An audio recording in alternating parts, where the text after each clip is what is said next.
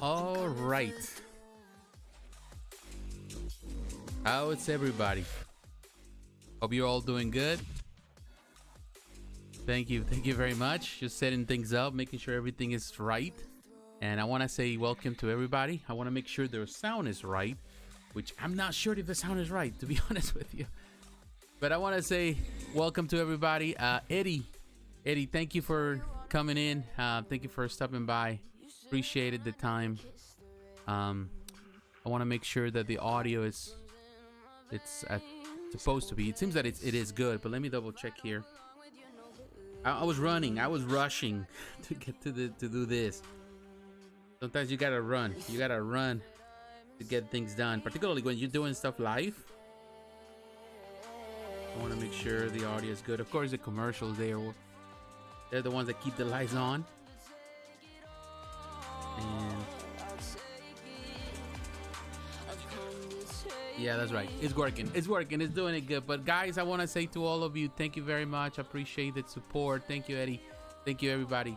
Everyone that is here with me and, you know, chatting and sharing all of this. I do appreciate it. Oh, I see that the wallpaper is too big. Maybe we need to make it smaller.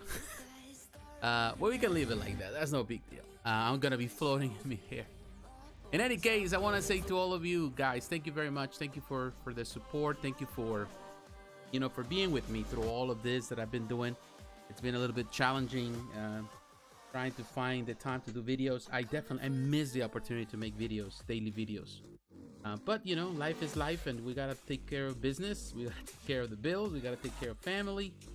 And, you know, everything else is just meaningless. And in the end, in the big picture, you know, the big picture is always the most important thing is take care of family and take care of the people that are close to us. But I definitely appreciate the opportunity to be here. So I'm setting everything. I should have done all of this. I was doing it, but I had a couple things to do.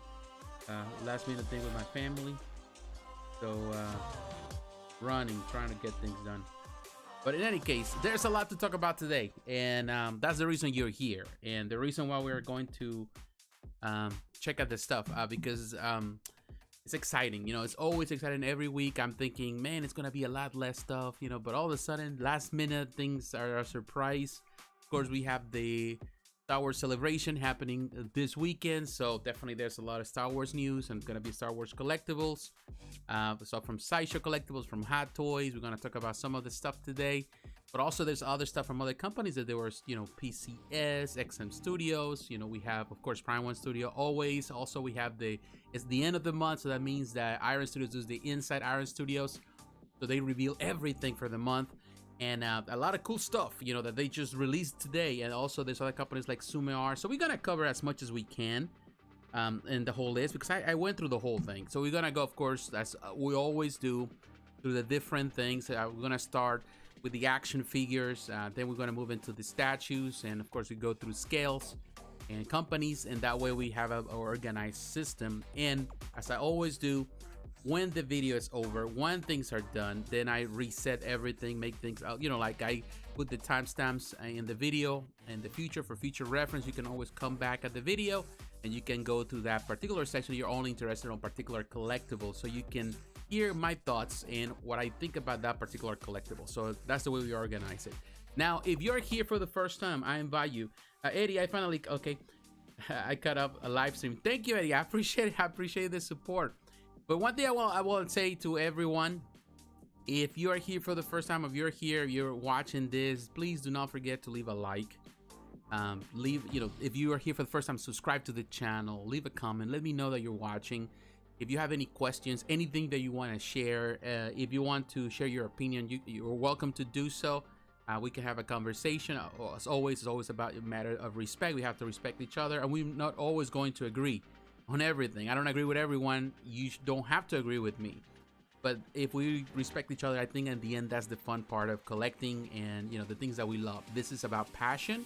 We're all passionate about the stuff that we collect. So we're going to cover some of that stuff today. So let me arrange this because I'm a little annoyed about this. Let me show you a secret. Well, I'm a one person thing here. So I got to fix this because it's annoying me. This is annoying me. Yeah, that's much better. I think, I hope. Now we talking. Now we cooking with gas. Yeah, that's what I'm talking about. This is what I want. Yeah, now it's better. I feel at peace now. Yeah, it was like driving me crazy. In any case, that's the thing. You know, love this. You know, love to do live streams. All right, guys, let's start first with action figures. Because of course, action figures are always a big thing for a lot of people. And I want to start. I want to go in this case to. I want to talk about one particular. We're going to start with Transformers. I'm going to talk about small figures first, you know. And yes, like I said, we're going to cover a lot of companies today. To give you a better idea, I can give you a list right now, the companies that we're going to cover today. I want to talk about Flame Toys, a company that produces a lot of Transformer stuff, high-end, expensive Transformer stuff. Threezero, they have figures. I want to cover the figures, Hot Toys, the stuff they release, the Scarlet Witch that was released. And by the way, I'm going to watch finally Doctor Strange tomorrow, so I'm excited for that. Also, some of the figures that they released for, in this case for Star Wars, we're going to look at some of the stuff. We're going to cover Iron Studios. They released a lot of 110 stuff today, a lot of amazing stuff, and some stuff that, you know, needs some work, and we're going to point that out. Also, they released a Legacy replica Darth Maul 1/4 scale statue, another Darth Maul. It always sells well. Kotobukiya also releasing statues. I want to cover the stuff that they're releasing this week. Another company called Taito, which is a company that does also figures, of course, a company known in the gaming industry, but they're doing a lot of figures, so we're gonna cover some of the stuff.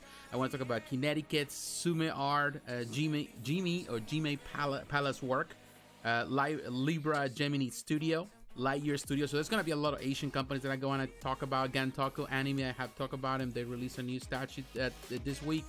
Prime1 Studio, they have, of course, the weekly releases. PCS with the new Digitories, I want to cover that. Although we talked about it last week, it was finally, no, the week before, it is finally out, so we're going to cover it today.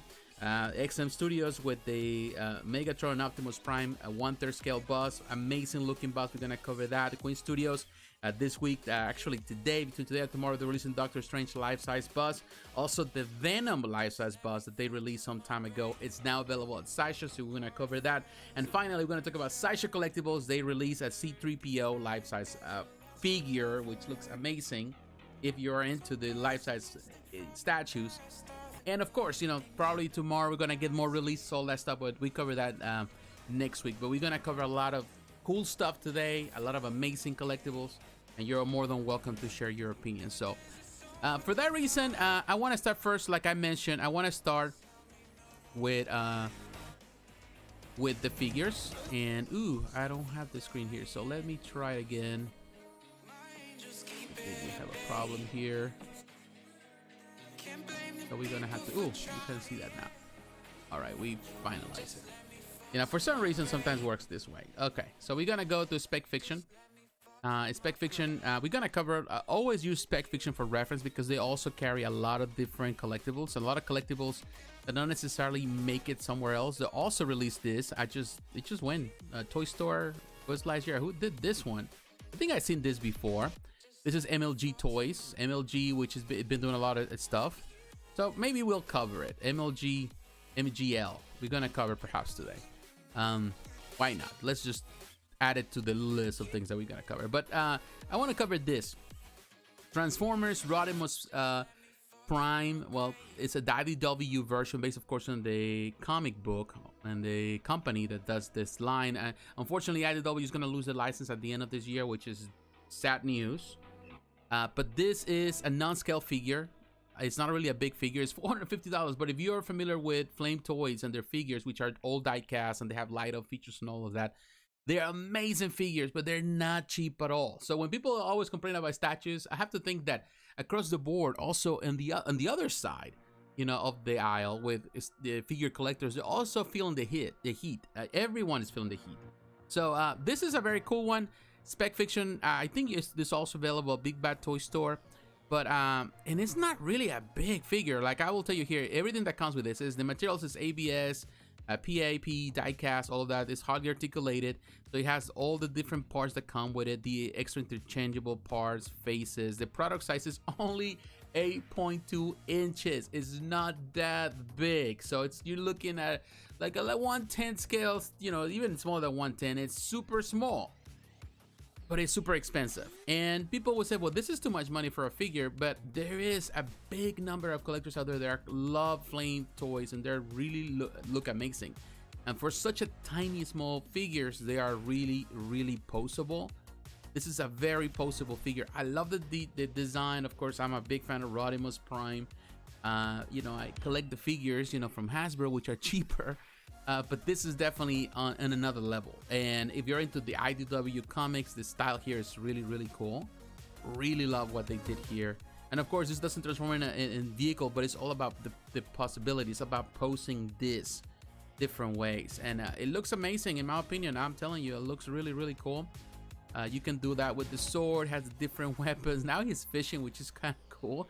All of those things that he can do, the different weapons. So yes, I will tell you, it is an amazing looking figure. However, I will tell you that even though it has so much ways that you can pose this, so articulated, at the same time, I feel like, man, it's so expensive for what it is. In my opinion, this should be priced a lot lower than what they're doing for 50. But of course, you know, the demand kind of determines, you know, because there's high demand, you know, it's still kind of, people love it, and that's the reason why it's expensive. But I will say that this should be probably no more than $200. That's just my opinion.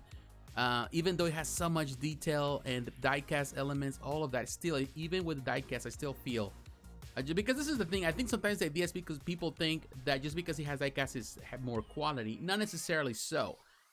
Plastic can also be more expensive to produce than even die-cast elements, but I think it's just the feel that people get with die-cast elements, where, you know, they feel that they have more premium items because metal, but it's still an alloy. It's not necessarily like full, like, you know, like steel, you know, stainless steel. It's just a metal. But that's just what, you know, it's just, I think it's their perception. The same way as with statues, people think because maybe something is heavier, heftier, they think that it's more, has more quality than something that is lighter. It's not, at the end of the day, that's not the case. Weight doesn't determine the quality or, you know, the price point in any case. But unless, you know, you're actually weighting something, like if you're buying groceries or you're buying, you know, vegetables or something like that, you weight that at the market. In this case, that's not the case. But in any case, it looks good. I love that it has interchangeable portraits, so heads, you know, faces, so you can actually change the expression. It does have a lot of different parts, and of course the light-up features. It looks really cool. It is a really nice figure, and here you can see all the different hands and the weapons and the effects and all of that. And here all the parts that come with the piece. It looks good. It looks good. It's just, it's too expensive. Even for 8.5 inches, less than 9 inches tall, I feel that it's too expensive. With that price, you can definitely buy something really nice from Hot Toys, you know, but that's just me. But it is cool, and that's the reason I want to point it out today to those who are interested into this kind of stuff, because, hey, you know, everybody has something to share. All right, guys, now we're going to move on.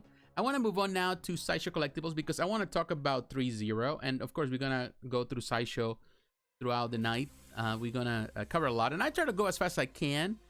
You can interrupt me if you like, of course, because that way, you know, I go through. Of course, we have the Star Wars celebrations. There are a lot of different things. There's a couple things that are happening there, but we're not looking at this stuff there. Well, actually, let's go there and see if there's something there. So they're doing a whole kind of con stuff, new collectibles, all of that, which is cool.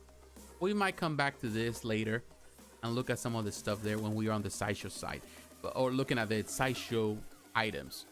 But in any case, here you can see the other collectibles, the coppers, the platinum edition. Okay, cool. Now we are going to look at this is something that came out last week, and last week, for one reason or another, I kind of skip it. I didn't get the opportunity to talk about it, you know, because you're trying to keep up with everything is always hard. But then I went back and I started to look at some of the stuff that I didn't get the chance to talk about. So I said, let me just go back and look at some of this stuff. And here you have it.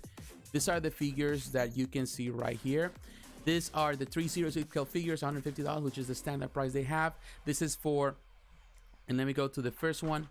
This is if you are a fan. What was it? This is Jujutsu Kaisen, which I'm not really as familiar with the, I think, the anime and the manga, but I know that it's very popular right now. I think there is a manga that is for sale. I haven't read it, so I think I heard of it, but I never had the chance. I read manga, but I'm so behind in so much stuff that I need to read that I don't get the chance. And you know, I keep reading a lot of stuff and I'm so intrigued by some other stuff. So it's like always change my mind. I start something and then I don't finish it. Sometimes, you know, not always, you know, but it takes me sometimes a long time to finish the stuff because I have so much stuff that I go back and forth all the time. Now with these figures, if you're really, I love Threezero. I love what they do. I think the price point of $150, I think it's a good price for what they offer. They're not at the same level of quality of Hot Toys, I will be honest with you. But definitely they produce stuff that, you know, right now, you know, with Hot Toys is not touching. You know, Hot Toys only touches whatever's the big franchises, Marvel, DC, stuff like that, Star Wars. But, you know, it's important to have other figures. And I think Threezero, it's perfect on that. I will say the only thing perhaps is just the articulation in the hands. And you can see that, which I don't like. I think on that end, Hot Toys does a much better job. But they look pretty cool, this figure. This Satoru Gojo, I think that's his, you pronounce it right. I mispronounce it very likely. But that is one. Also, let's see what else we have. They have this Megumi Fushiguro. And this one also has interchangeable portraits, if I'm not mistaken, as you can see. You can see the different head, face, and then you have the hands, different weapons, which is really, really cool. It looks cool. I like the fact that, you know, Threezero does a lot of things. They do the anime stuff. They do the G.I. Joe stuff that I'm invested right now on, that I still got a review. I haven't even unboxed the figures that I got from them. You know, I have the Snake Eyes and the Storm Shadow. I need to review at some point. I have a lot of reviews I haven't finished, and to be honest, I haven't had the chance, but I've been rearranging also my room, doing some stuff here, getting equipment, lights, and, you know, all this type of stuff so I can produce better content, because I was very, you know, to be honest, things were not as you know, it was busy doing so much stuff, so I didn't get the chance. So it looks really cool, Megumi Fushiguro. And let's go and look at something else here. And the other figure that I look is at Yuji Itadori. This one is another one.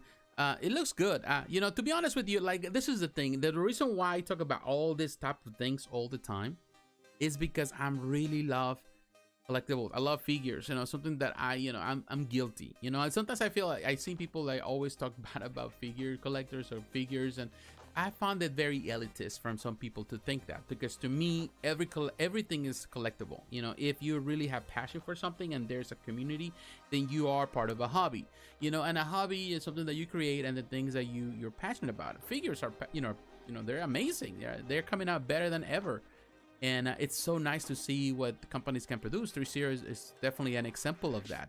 A company that has been doing really well, you know, like with the stuff, you know, and on this particular figures, it look amazing. Love that how you can post it in so many different ways, the face expressions, the different weapons. It's really, really cool. So this figure, I definitely, I like it. I don't see no problem. If I was a Jujutsu Kaisen fan, I will definitely love what they were doing. Like this one, for example, right here, Nobara Kugisaki, and it looks really good. Look at that expression, you know, with the dress. I will say the tailoring is really good in the way they do with the figures. And what I seen for the G.I. Joe stuff, it looks really good. It looks really good. So, love the expressions and the faces, the different faces and the hands and the things that you can do. So you can post it in so many ways. I think it's phenomenal, you know, for the price. And look at that doll. Yeah, I don't know what the purpose there, that voodoo doll, but it's kind of cool. So this is another win-win in my opinion, for Threezero. Definitely loving what they're doing, and you know, this company is definitely getting where it needs to be. So that is very, very cool. So all right, guys, let's move on. Let's now go back to Sideshow. Well, we are in Sideshow actually. I don't know where am I going. I'm in Sideshow.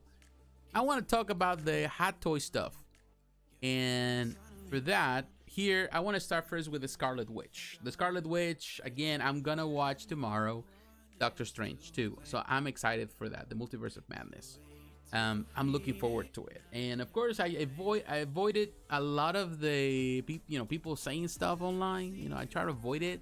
You know, it doesn't bother me when people give you like things like that, or you get, you know, like people give you spoilers. It doesn't bother me as much as other people do. I try to keep some of that, they talk about it, because I don't know anything about it. So like, definitely I had some hints. I heard some things here and there, and I'm interested, and I know some things are going to be hinted. So, but tomorrow I will have a better idea, and perhaps if I get the chance because of the holiday, I may be able to do a review and talk about that, and also I need to talk about Moon Knight, that I haven't had the chance to talk about it, but I watched the show and I enjoyed it, and it wasn't perfect. There are things that I need to point out, but there are things that I really like about the show, so I want to talk about it. All right, so there's two different versions. We're gonna look at the deluxe version that comes with the extra parts. The regular version is $285, pretty cool. The deluxe version is $320, and the reason of the deluxe is because it comes with the extra part, so you get like the extra heads. I think it's a, you know, something, the whole decoration that you do around it with the power, all of that. I think the likeness is very, very good. I think they have done a fantastic job. I will say you that Hot Toys is improving every single year with the head sculpt, particularly with females. I think females were the worst of the sculpts that they did in the past. I was never crazy about particularly the hair, when they had this hair which looked like Barbie dolls. I don't know, it never felt so natural, but now I prefer that they have the sculpted hair. I think it allows for a more natural look, a more realistic look, and I like that. Of course, you know, you can talk about rooted hair and all of that, and some people love that, particularly what InArt is doing right now. But I think that the idea of having, you know, this portraits as natural as possible, as, you know, as realistic as possible, can be achieved like this with the heads, with the, you know, the sculpted hair, and also the maintenance that goes along with it. It's a lot less, so you don't have to worry about all these things that you got to do with the other hair. And to me, that's super, super cool. It looks fantastic. The base, you know, I suppose something teamed with the, you know, in this case with the film. It looks cool. It has all these little candles, and definitely this is like the evil version, I suppose, of Scarlet Witch, which I'm looking forward to it. So, you know, you can post it now. The way they did it here, this is super, super cool. I don't know how they are achieving this. Which, is there like an extension at the back? I'm gonna look at some of the information here. I don't know if it's just me or it's because she's floating. So how they managed to that? It has a luminous reflective effect on the eyes, which is kind of cool. We're gonna look at some of the details information. Love the portrait. The face looks really, really neat. That is a really nice face, and definitely you can do a lot of things. That looks cool. I think it's just like the okay, yeah, it's, you post it because of course you have you know, you hide it with the cape. You have the little hook that comes with the Hot Toys, and then you can do that effect, which I think is a really clever way to do it, but it's hidden by the, you know, by the whole thing. Looking at this here, you have the candle diorama, you got the dream walking spell effect, interchangeable hairstyles. Oh, okay, I didn't know that. So there's two different hairs, one more like lighter and one darker. You have the effects on the hand, luminous reflective effect, and of course, you know, you can do that effect. It's really, really cool. Definitely like it. Now, if I look at the notes here, let's see what it says. Authentic and detailed likeness of Elizabeth Olsen as the Scarlet Witch. Okay, we know that. One newly developed head sculpt with highly accurate facial expression and makeup. One interchangeable front hair sculpture, especially applied luminous reflective effect on eyes to emulate the Scarlet Witch using her abilities. Brown color, long curly hair sculpture with tiara. A specialized body with over 28 points of articulation, approximately 28 centimeters tall.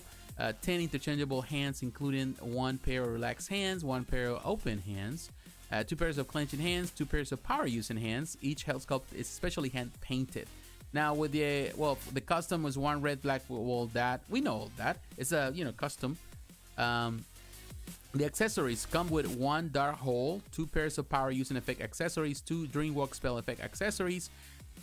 For the exclusive to the deluxe version, well, some things, 4 sets of candle diorama accessories and a specially designed diorama figure stand with graphic card. Okay, so it's just a standard. It's just kind of interesting. So, you know, like we talked about Doctor Strange last week, which I think is a phenomenal representation of Doctor Strange. But I think this is a fantastic Scarlet Witch. I think it's better on the head sculpt than the ones that they did before. So it is a good figure in my opinion. The likeness is there, definitely looks cool, and I'm looking forward to tomorrow's film with my with my wife. I don't know if my daughter's coming with me. She might, who knows. In any case, other things that were released and we're looking at something here. Now that we are still here, hey Brian, how you doing?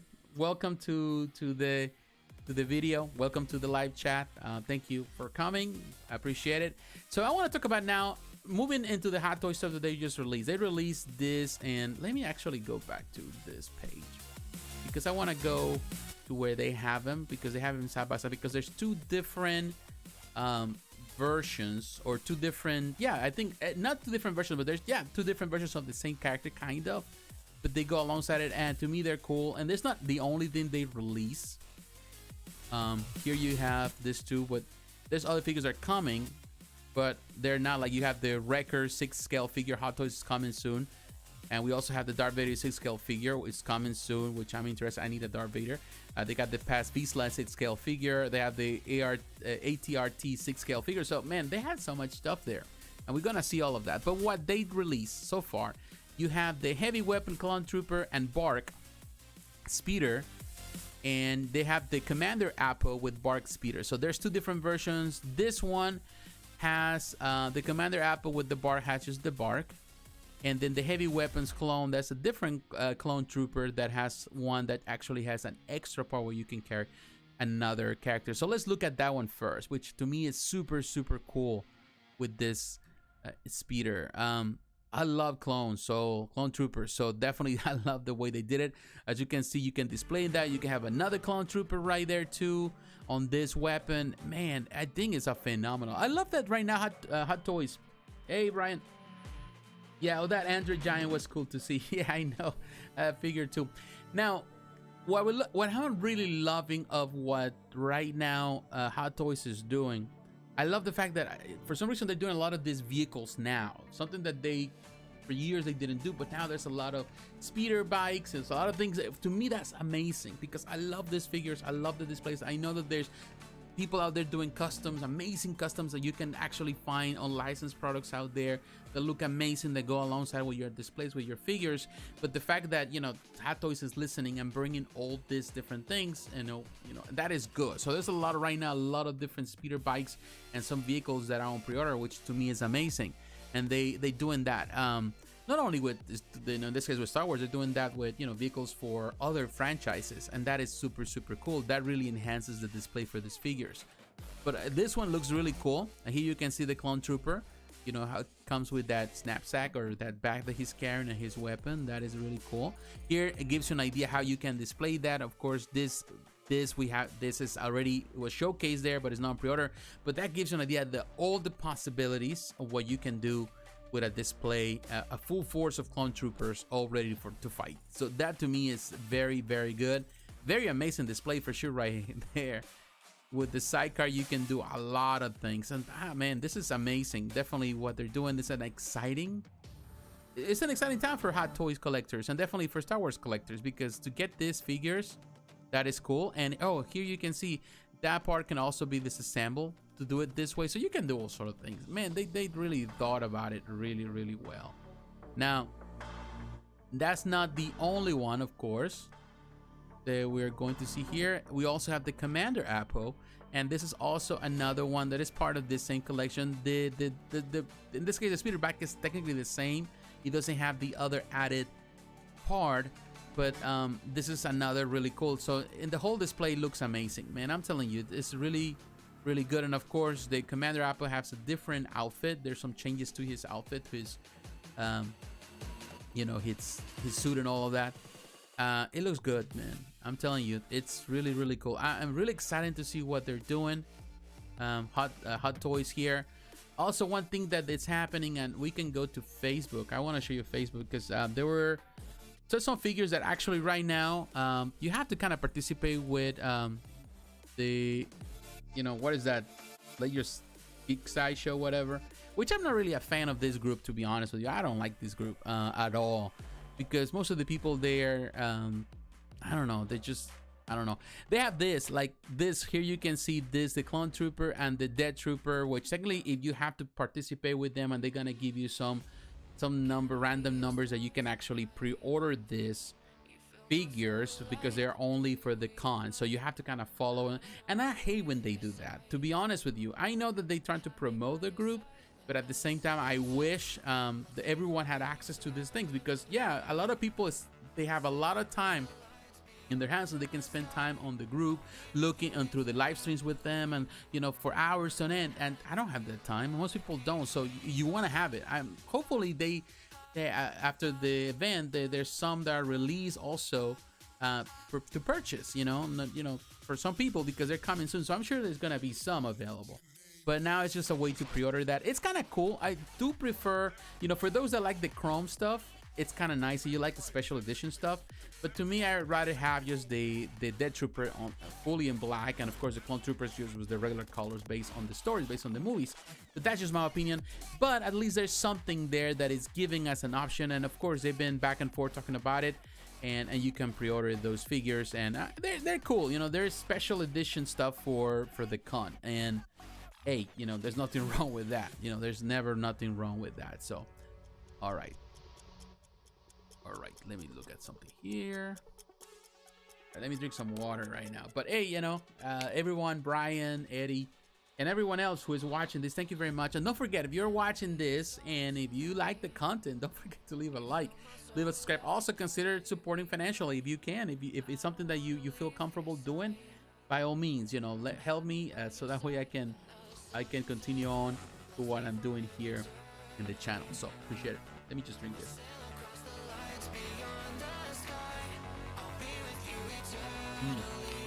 Oh, water feels so good.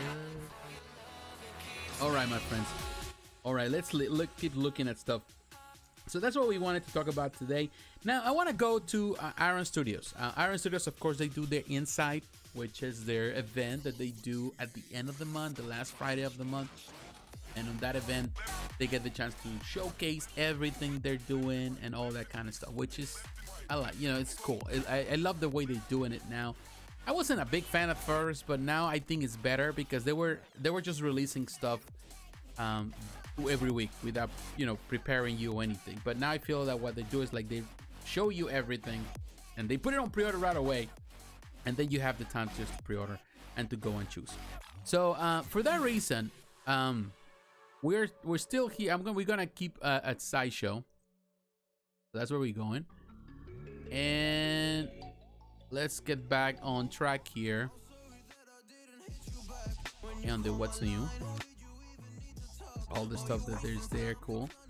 And right here, this is right away at the top, the stuff that Iron Studios is releasing right now. Love all this art prints here too. They're kind of cool, but I'm not really an art print collector. Now the Stephen Strange, Doctor Strange, 110 scale statues, $210, which I think is a bit steep for this.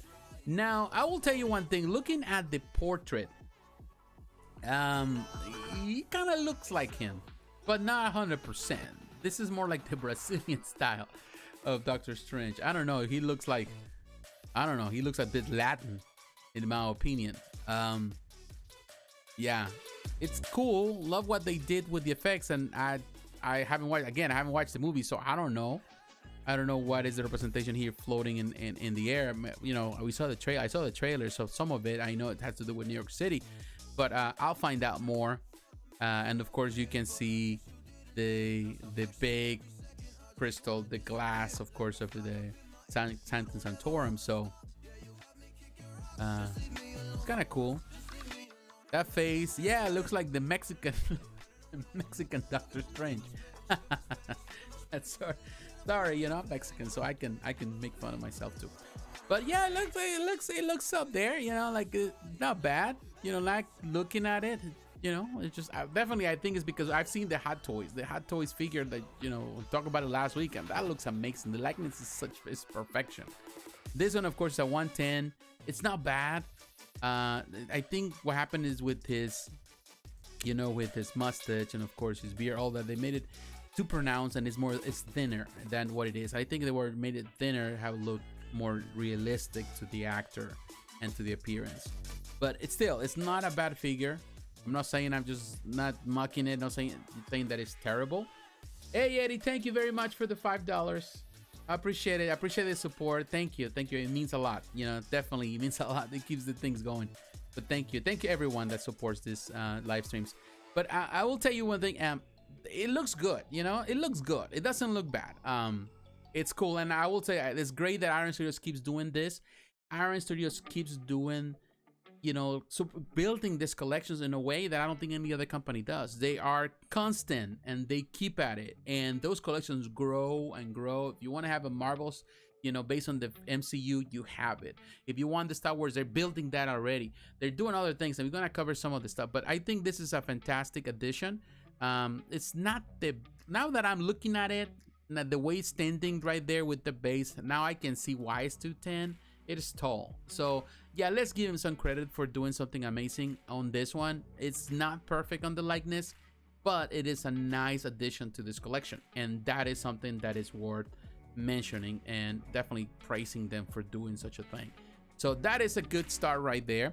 But also another thing that they showcase, of course, we talk about the minicos, which I don't collect, I don't care much about them, but they were there. They have the Watcher, which to me, it's a very nice piece, $160, and it's going to release sometime between April and June of next year. This is a very nice Watcher, you know, like definitely there's the need to have more Watcher figures, but it looks really, really cool. And I think this, perhaps they based this, of course, on the what is that, the What If stories. It looks really good though. They did a fantastic job, of course, you know, because it's not really based on an actor but an animation. They get the opportunity to really get really close to the likeness, because they don't have the problem of trying to replicate human form or somebody that is in real life, you know, with the face and the, you know, all the features.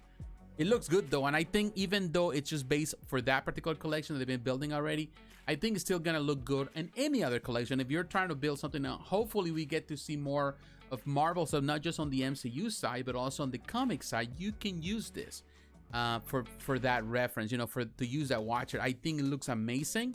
It looks well done. Love the paint job, love the blue. And definitely we need more Watchers, you know, not only because what was the last Watcher that we did? There was a Watcher, what was that? The mini bus that was done for what is that for, you know, Randy Bowen Designs. Although I will tell you one thing, now that I was looking at the picture here, I noticed that the Watcher looks a bit tiny, because if you know the comics and you know the stories, the Watcher is a big, huge fella, so this should be bigger than that. But hey, perhaps they decided to go with something smaller just to accommodate, but not to go too overboard with the pricing. I think that's what it is. Yeah, the blue really pops. For sure. I do like the way they did it, and I love that it has the shading that really enhances the way that it's flowing. I like that, and definitely love his skin. They went, you know, not with a very light skin. They were more like a more brown skin, which I am brown, so I love that. It looks more something that I personally like, or is more natural to me. So they just went with that choice. You know, I think it's also based on the animation, on the What If animation, but it looks really cool. Love the portrait. It's really, really well done. $160, I think, is a good price for it. So I really like this one a lot.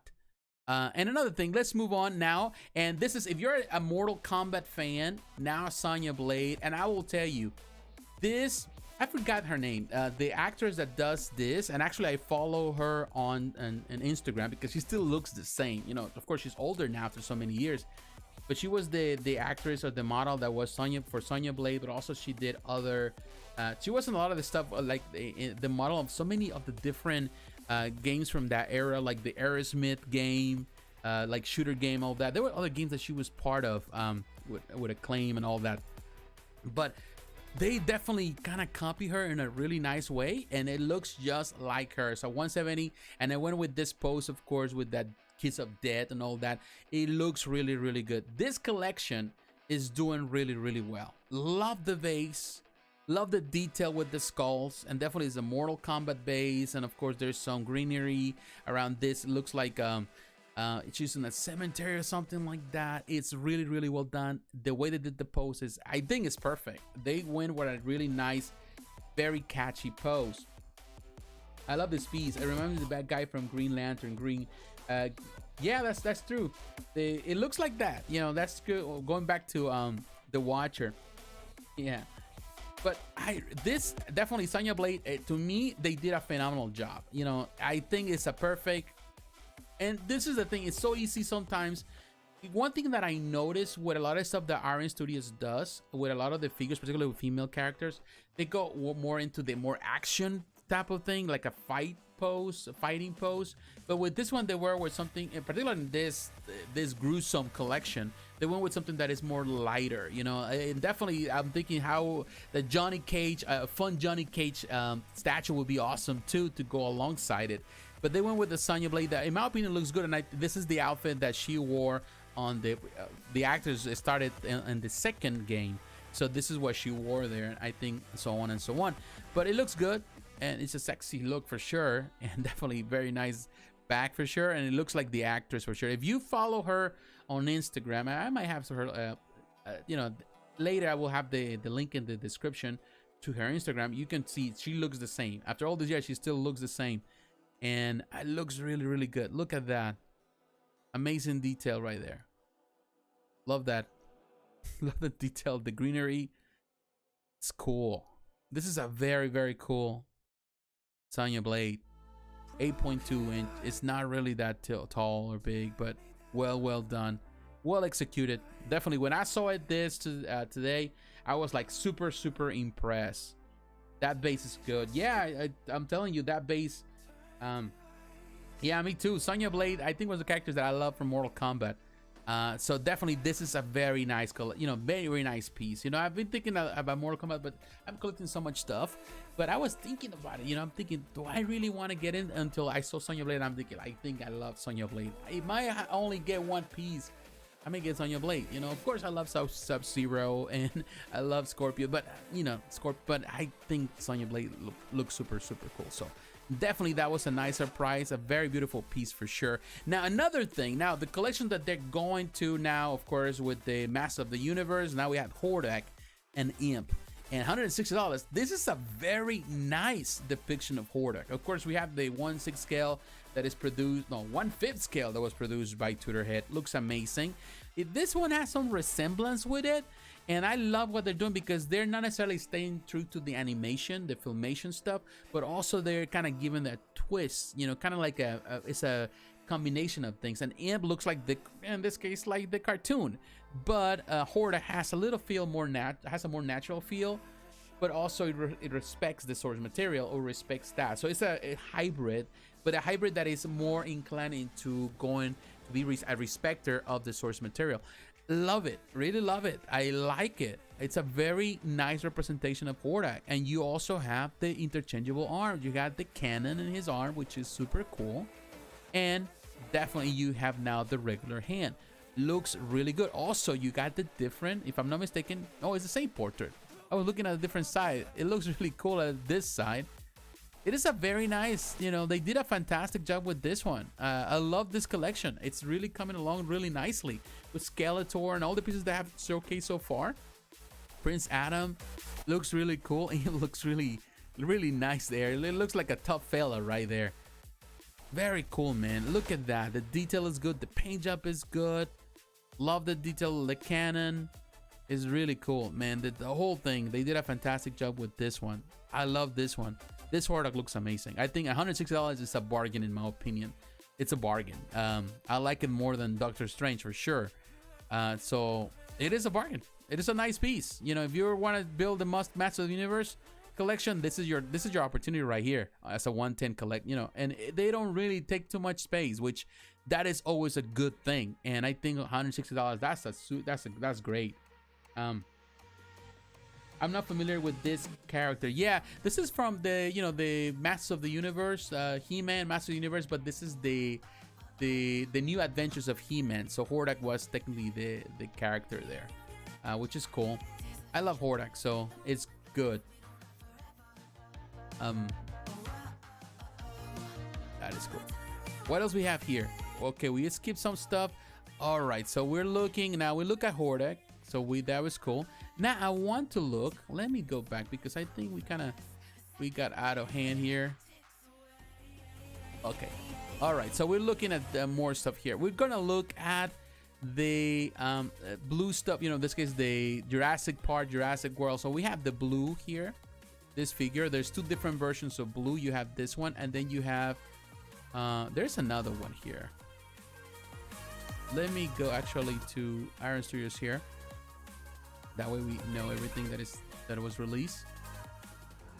Right there. So recommended, we go to newest.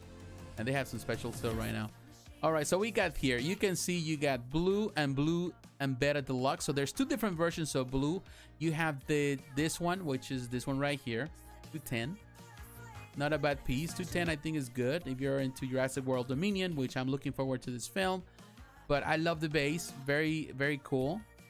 And blue looks really nice. I think the paint job is really cool. Really, I love the details. It's a simple thing. I love what they're doing with this collection. And you know, some of the pieces are very expensive, but some of the pieces really look fantastic. It's not that tall, 7.8 inches tall. It's 7 inches the width, and that's mostly because of the tail. So it's 210. And now, but that is just the regular version. Now, if you want a more deluxe version, you got blue and beta. I don't know, beta. It's something that I would have to watch the film. So that's, I suppose, the baby of blue, and that is kind of cool, kind of like God of War type of thing. The father and the son. I think the mother and the son here. But looks really cool. Love what they did with the snow. The effects there. That is really, really cool. A lot of detail. Of course, you know, we know that the big piece that is coming, that was announced for Prime1 Studio, is going to be a big version of this. But if you don't want to spend too much money on that, you can go for the 110, and I think it's very good. I wouldn't say superior, but it is really, really, really good for sure. There's $260, of course. You pay more because he has the extra character in there.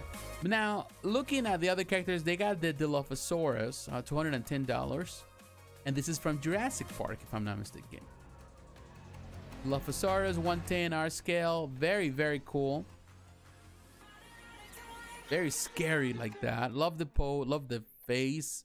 Too bad, I don't think it has an interchangeable portrait. It would be nice if you had the interchangeable portrait without the eels, without those pink things that are poisonous, of course. And that would be nice. Something that we saw with, unfortunately, what was that? The company that closed doors and they had the figures and also the statues. I forgot. The one that was doing Jurassic Park stuff. You know, I just forgot about the name of this company. They pretty much went belly up. But that had interchangeable portraits. This one doesn't. It still looks good. Yeah, it looks good. The paint job is excellent. And I love the detail there on that 110 with the moss and the grass. All that kind of stuff that you see on the stone. Really cool. Not that big, of course, not that tall, but it's a big piece. It's 5.1 inches in height because it's not a tall one, but you can see the depth and the width is there, you know, 7.8. So that is really, really cool.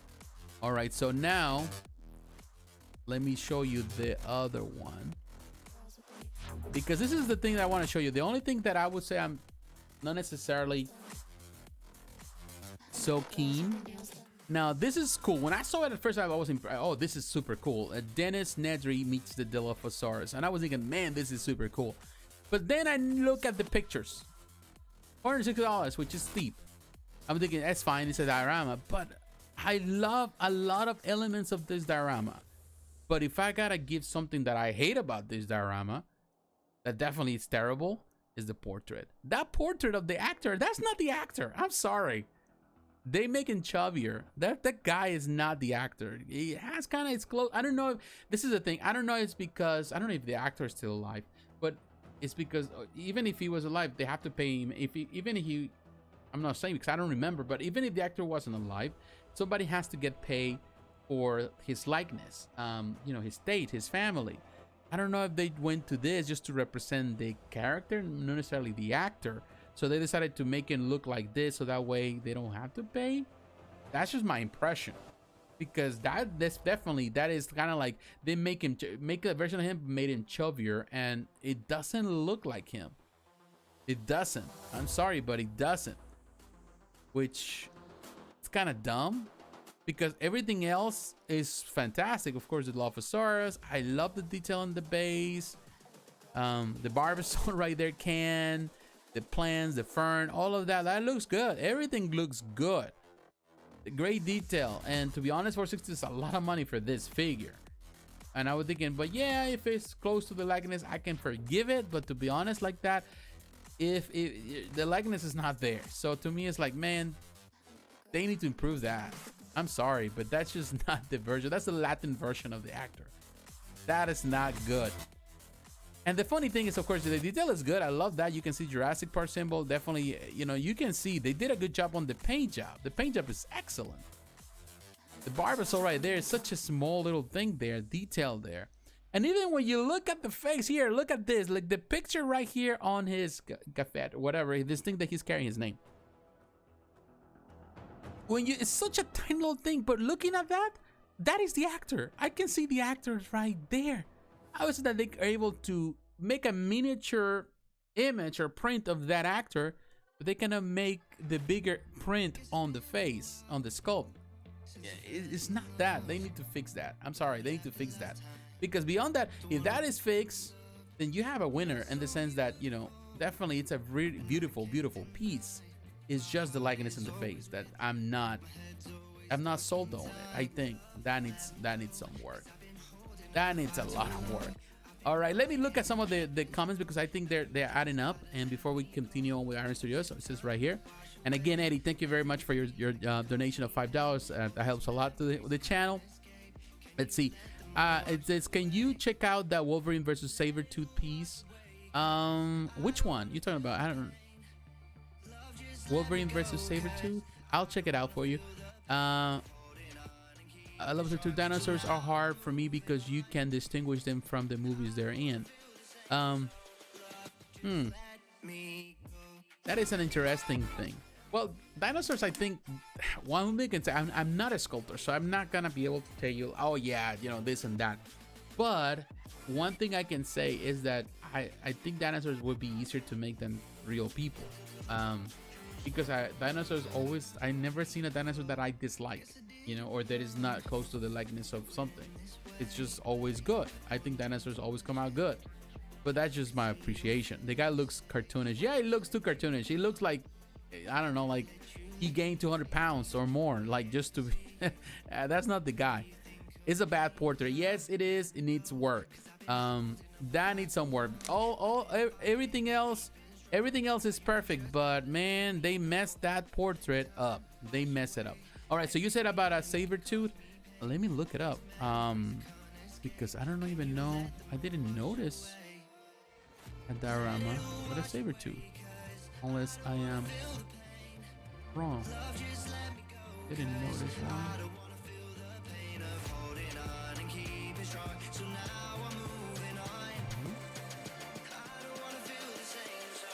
Let me do it here because I didn't know that there was the one or two. Put it wrong, but in any case, we'll find out. Are you talking about the Artprint? Oh, the Artprint, Wolverine versus Sabretooth. That's kind of cool. Oh wow, look at that face. Who painted this? I love the Wolverine. That is cool. That is actually a nice size for an art print. I want to know who Julian Totino Tedesco. Huh. Let's see what other art prints he has here. Oh, look at that. 3. But I think that Wolverine vs. Sabretooth, that's the better one. And then of course you can have it on frame, on canvas. I like the canvas. And of course you can display now with them. I love that he went actually with the same pose technically for the characters. He did a fantastic job. That is a nice print. It is $360. Ooh, pricey. Because that, but if you do it in glass on paper, you can put it on the frame. The frame, I like the idea of the frame, but to be honest with you, I can get myself a frame. But it's up to you. It's not bad. I think I like it, but that 280 with the frame, definitely the glass on canvas. That is a cool one too. Pretty cool. Definitely interesting concept. Not a bad one for sure.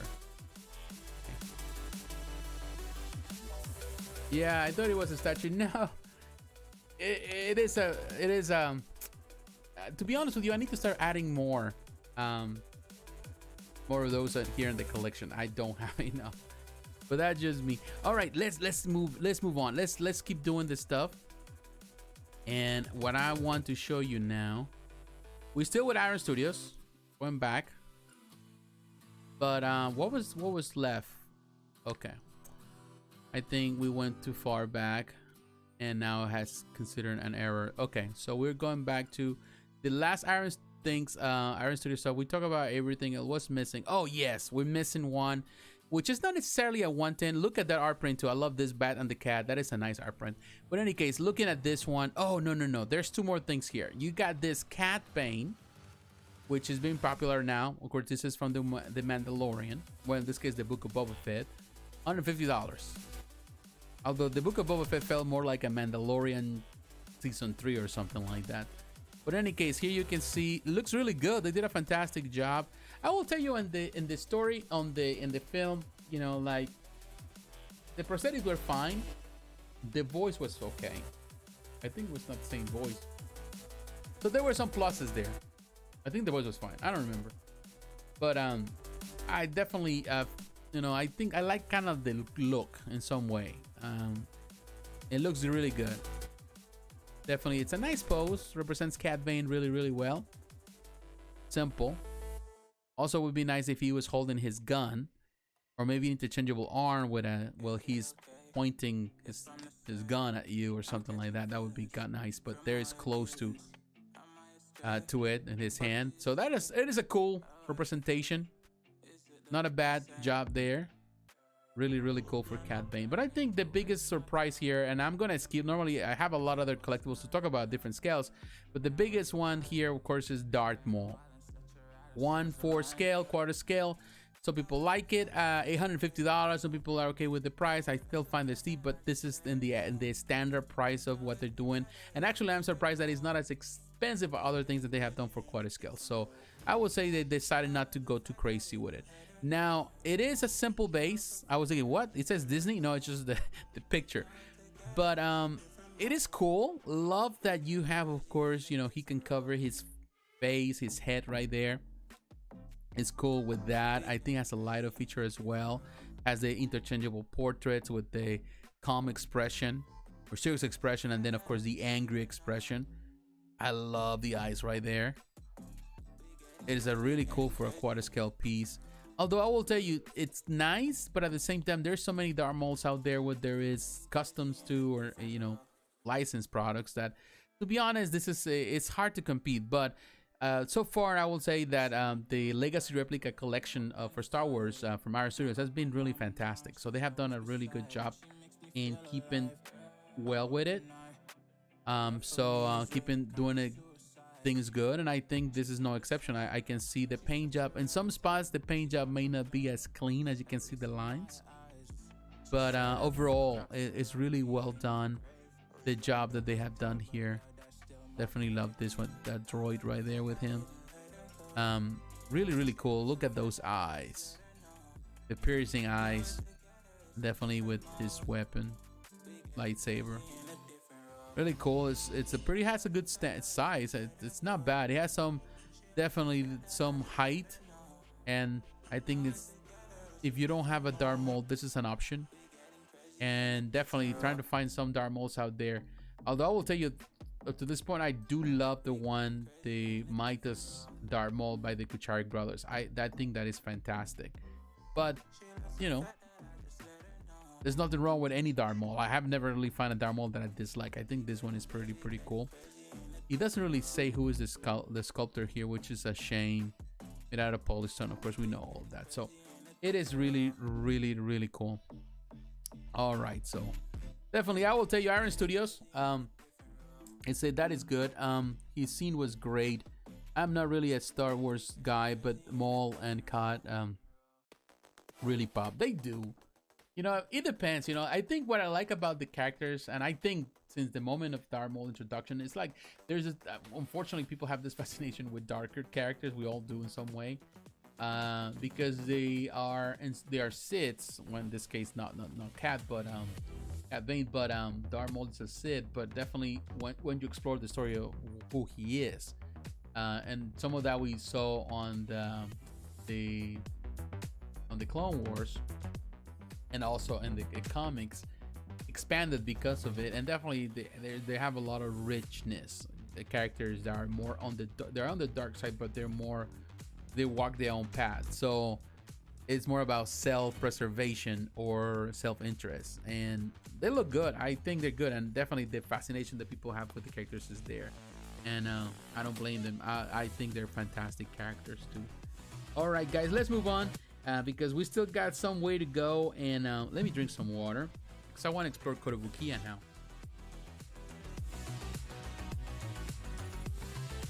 I want to explore some of the Kotobukiya stuff here. And this is where we at right now. And trying to see here where we at.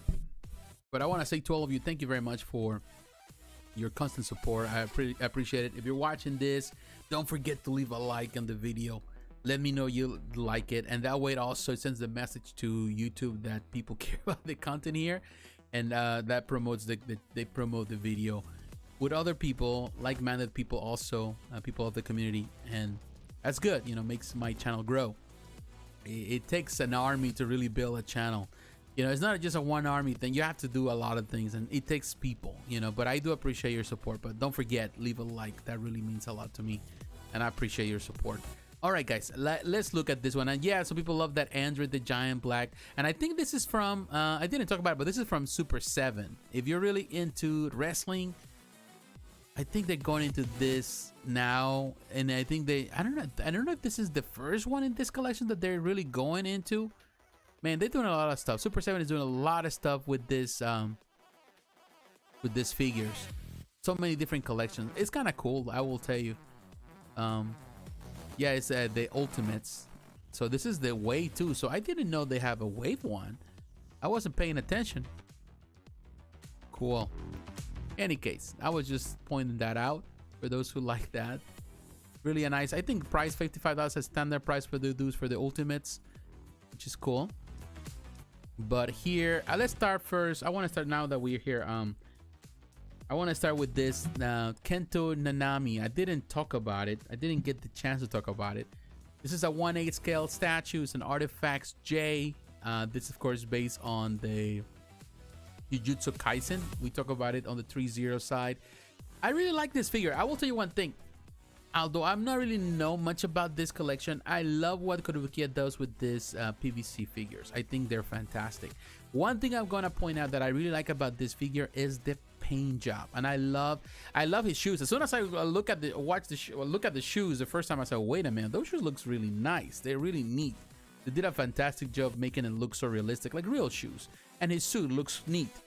So this is the thing. I will tell you, when it comes about Kotobukiya, when it comes about the stuff, how they do the Artifacts J, the Artifacts Plus, the Bishoyo stuff, they know how to do it in a way that is really, really well done. I think it's, in my opinion, Kotobukiya is one of the best PVC companies out there, if not the best. Other companies also do PVC, but I love the quality of Kotobukiya. I think it stands out in comparison to other companies.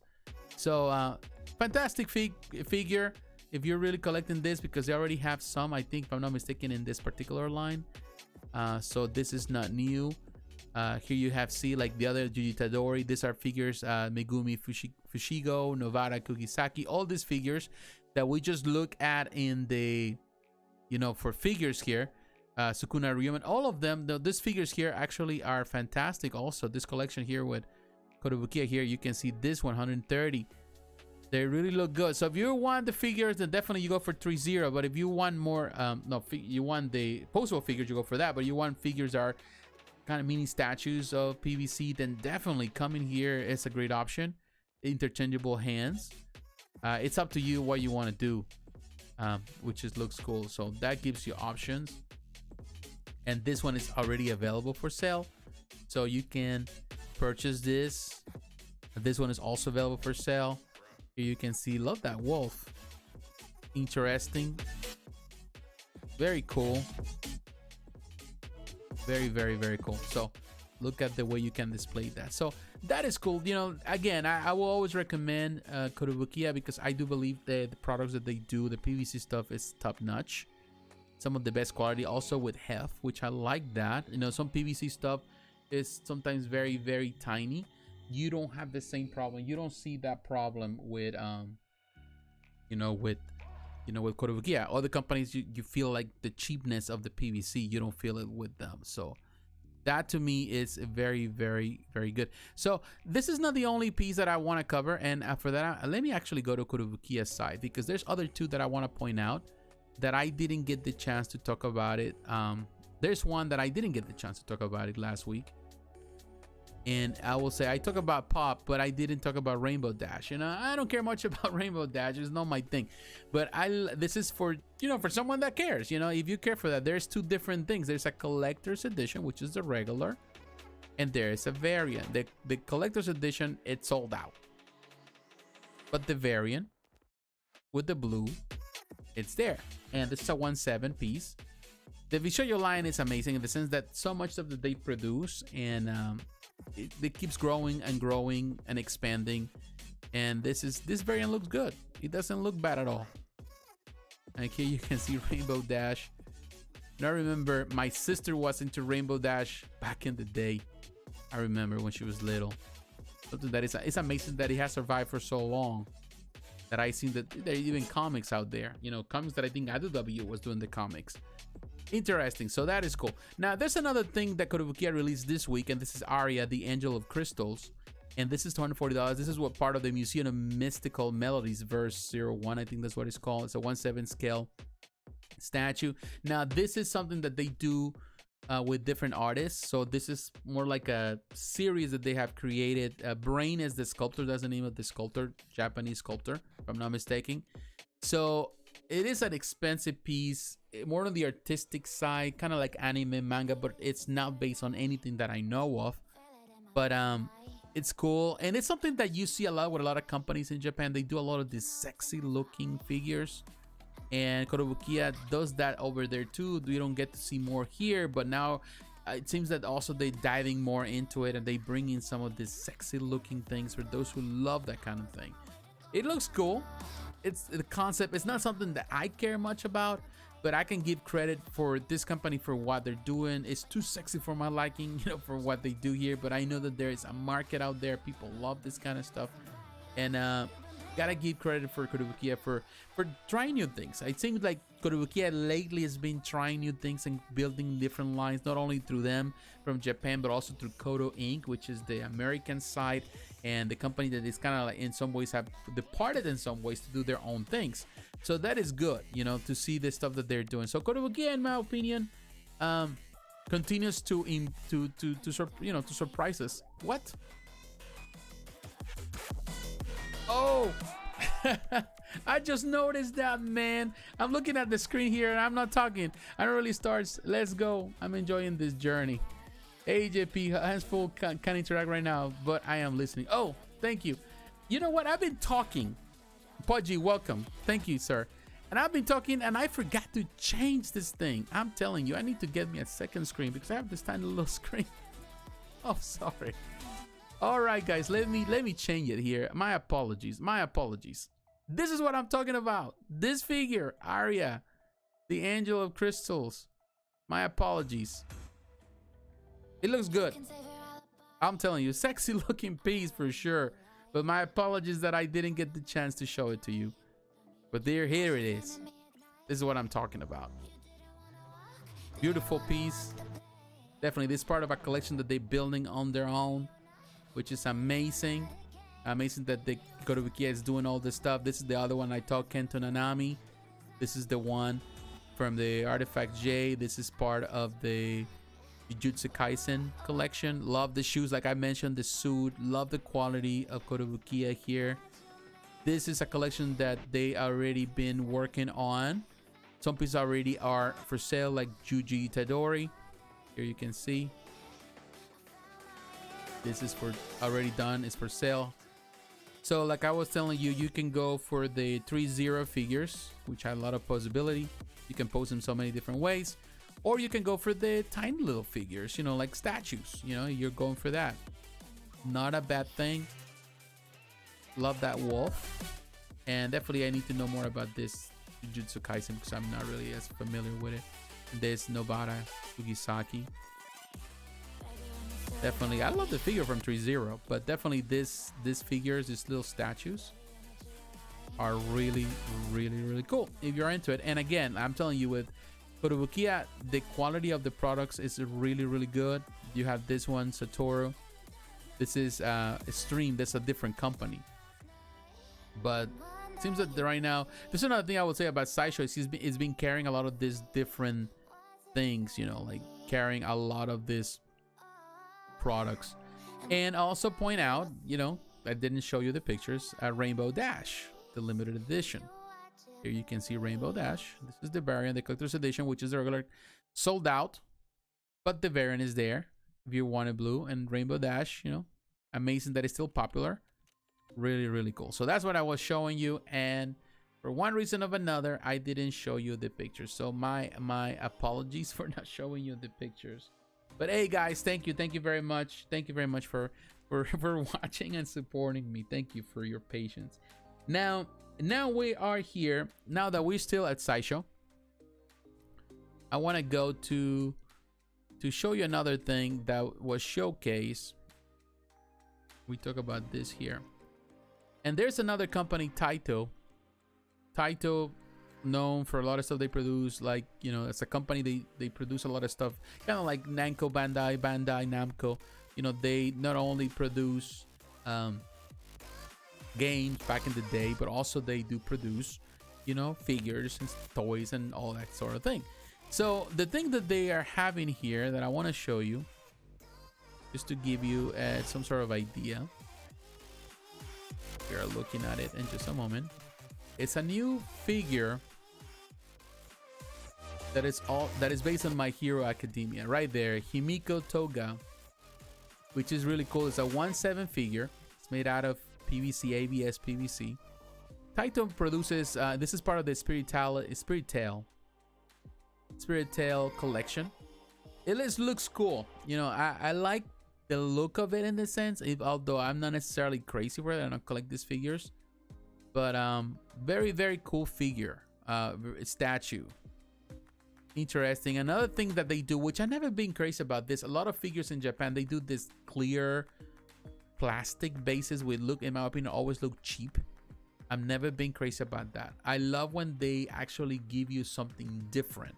So this one, the good thing is that the base has all these different parts that she's sitting on, which I kind of add some detail. That is cool.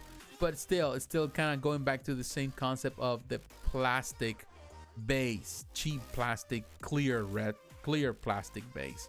So that is my only disappointment with this one, or the only thing that I will complain about, because yeah, you can see kind of like you know, the marble look there, but that just marble look, it's just because this is a clear resin, clear plastic on top of it. That's it, but it's just clear plastic. That I'm not a fan of. But then you have interchangeable portraits, as you can see, and also you got those little chains that you can put around here, all that. So you can do certain level of display here. So let's see. Let me give you an idea. I don't know what else Sideshow has from Taito. Oh, they have this one also, the Ochaku Uraraka. This is also from My Hero Academia, $270. They're not that cheap, but I like this thing. It's not necessarily my favorite pose. I love the Kotobukiya version of her more. But this is another great pose. The way that they fought, you know, they doing with this collection, Spirit Tail collection. It's not a bad figure. Definitely on the pricey side for this type of PVC figures, but it's really, really cool what their Taito is doing with this. And it's kind of cool to see now, of course, that they're doing all these things and how they're building. Of course, here you can see other companies doing other things, you know, for My Hero Academia, which is amazing. I think this one, I talk about this one. This is First for Figures, which looks amazing in my opinion. And I think this one also, this is Takara Tomy. Takara Tomy doing amazing also with this one. This is a very interesting. Takara doing amazing on this one. That I'm telling you, these figures are coming along better and better and better. Yeah. so no denying on that one. All right, let's see. Just went to just went to walk the dog, but I'm back. Don't worry about it. You know, I understand. I love this anime pieces, but I'm not familiar with any of them. Yeah, you know, this is the thing. I've been most recently I've been watching more anime than ever. You know, like I love anime. From time to time I go back and forth with some anime and I watch it. I don't keep up with it. I'm not like 100% invested on it. It's still like it because some of the stuff that they do, it's crazy, you know. And I love the figures. I love this style. I don't get to collect it because, as you know, I have limited space, and there's a lot of things that I do that that in my opinion, you know, I'd rather invest my money into other things that I do. I have, if I was rich perhaps, but I'm not, so I gotta really kind of work things out, you know, figure it out, because you know I have so many passions, and definitely that can be, it's a dangerous thing. It's always a dangerous combination. So this is where we end. Hey Edwin, how you doing, sir? Hi, how are you, Edwin? Nice for thank you for tuning in. You know, thank you for coming, my friend. I appreciate your support as always too. So that's Taito. That is cool.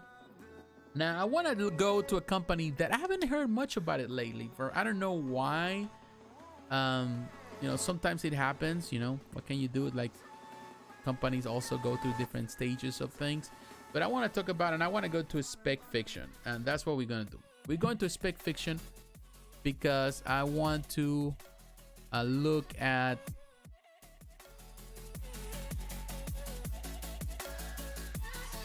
this one, Kinetiquettes. Kinetiquettes, a company that I do appreciate. It's a small company.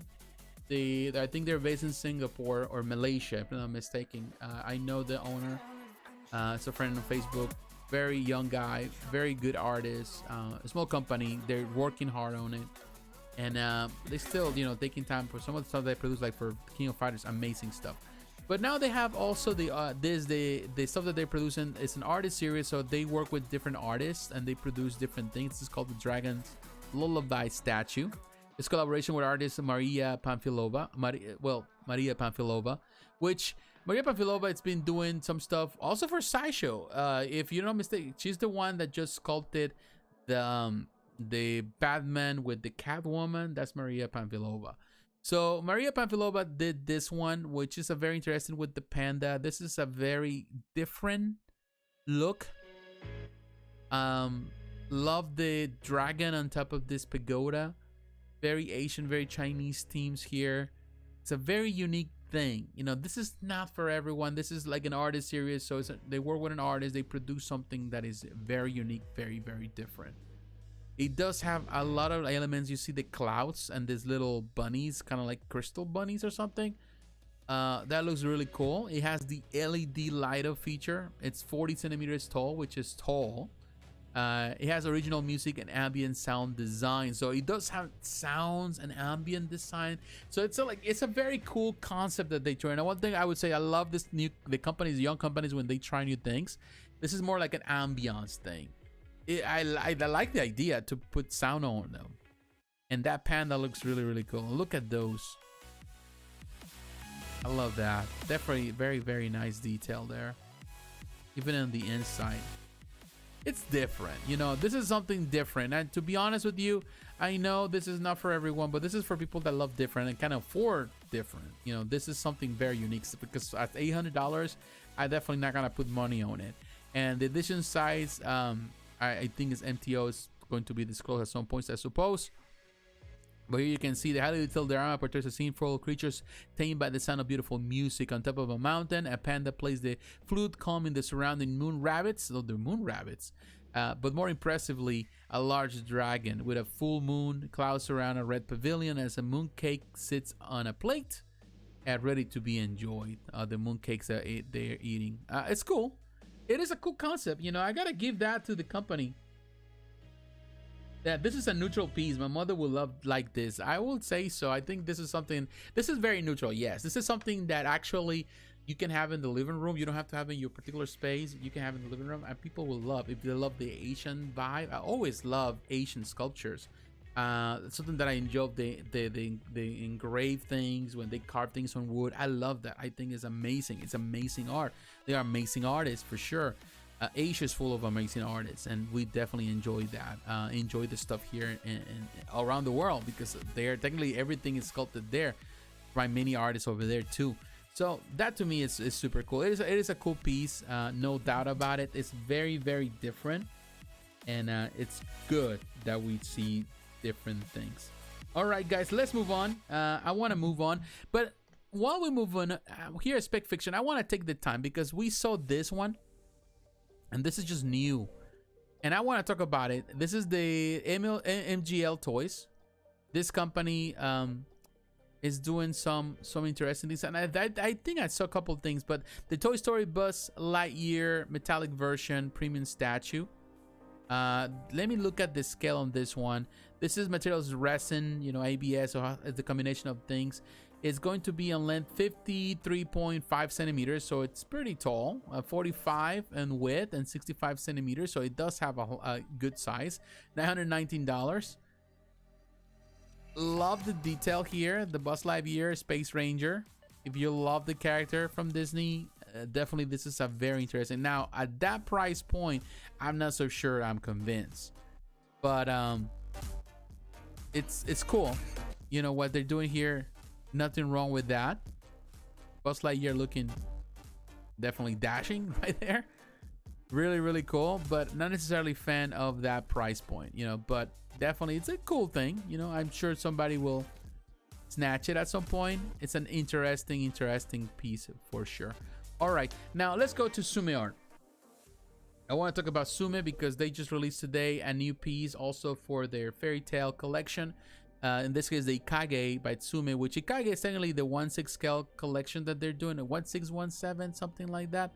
But they're like all in combination in battle mode, all that they put them together. So that is cool. So we're gonna look at this one, Ursa, Heaven's Wheel. Very interesting piece, as you can see right there. Let's see if we get some of the detail there. Here, that is cool. Of course, this is only there, you can order through them, which is not cheap at all.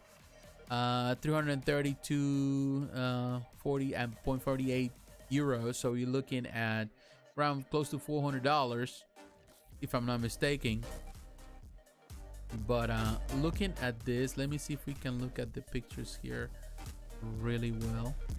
All right, so this is the second on their collection, on their Ikage collection, or on the, in this case, the fairy tale collection. It looks really good. Definitely, this is another thing, you know, when it comes about the stuff that Tsume Art does, it is always amazing. I love the flow of her skirt. You can see the natural flow. That looks so realistic. I love this artist, the artists that are employed under, you know, employed by Tsume Art. They are fantastic artists, fantastic craftsmen. You know, they're just super good. Love the detail there. The paint job is excellent. Of course, if you know Tsume, they do this hybrid pieces with, you know, they use resin material, but also ABS, PVC, different materials just to accommodate, to bring that likeness. The scale is a 1/6. I can see that. Between 1/7 1/6. It looks really, really good. It has some heft. I can see him, I wouldn't say struggling, but definitely he is stretching some of those muscles to carry that. So that's good news. Really good. Love the paint job. The hair looks fantastic. Really good. And they use this simple basis to go alongside in this collection. There's nothing wrong with that. That is a cool piece. Definitely, you can see that. Now, what other ones they have? Let me see if we can see more of the Ikage. No, that's not what I want, but let's go back. Okay.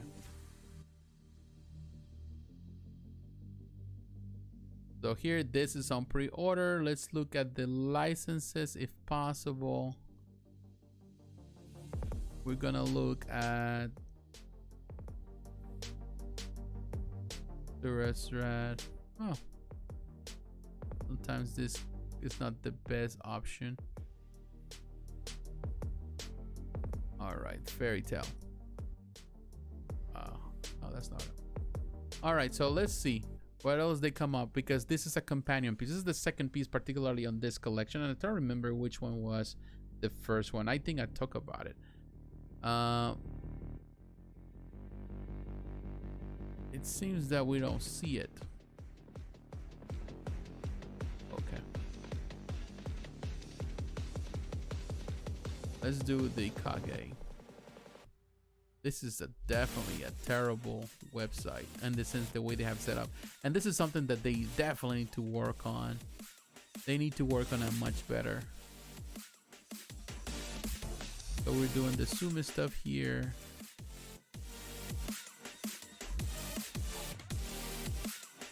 I'm trying to see. That's another. That is Isuku Midoriya. That was another Ikage piece. And I'm trying to think, what is the other Ikage that they have that actually goes with Fairy Tail? Well, actually, this one, Jalal, which actually we talked about it last week. Yeah, that's what it was. Last week or the week before. Yeah, this is the piece that what went on pre-order, sold out quickly. This is the other one that is going alongside this collection. So it is cool. It is cool. I will say Tsume art surprising with the stuff they're producing. You know, I have no doubt about this company, but what they do is always looks amazing.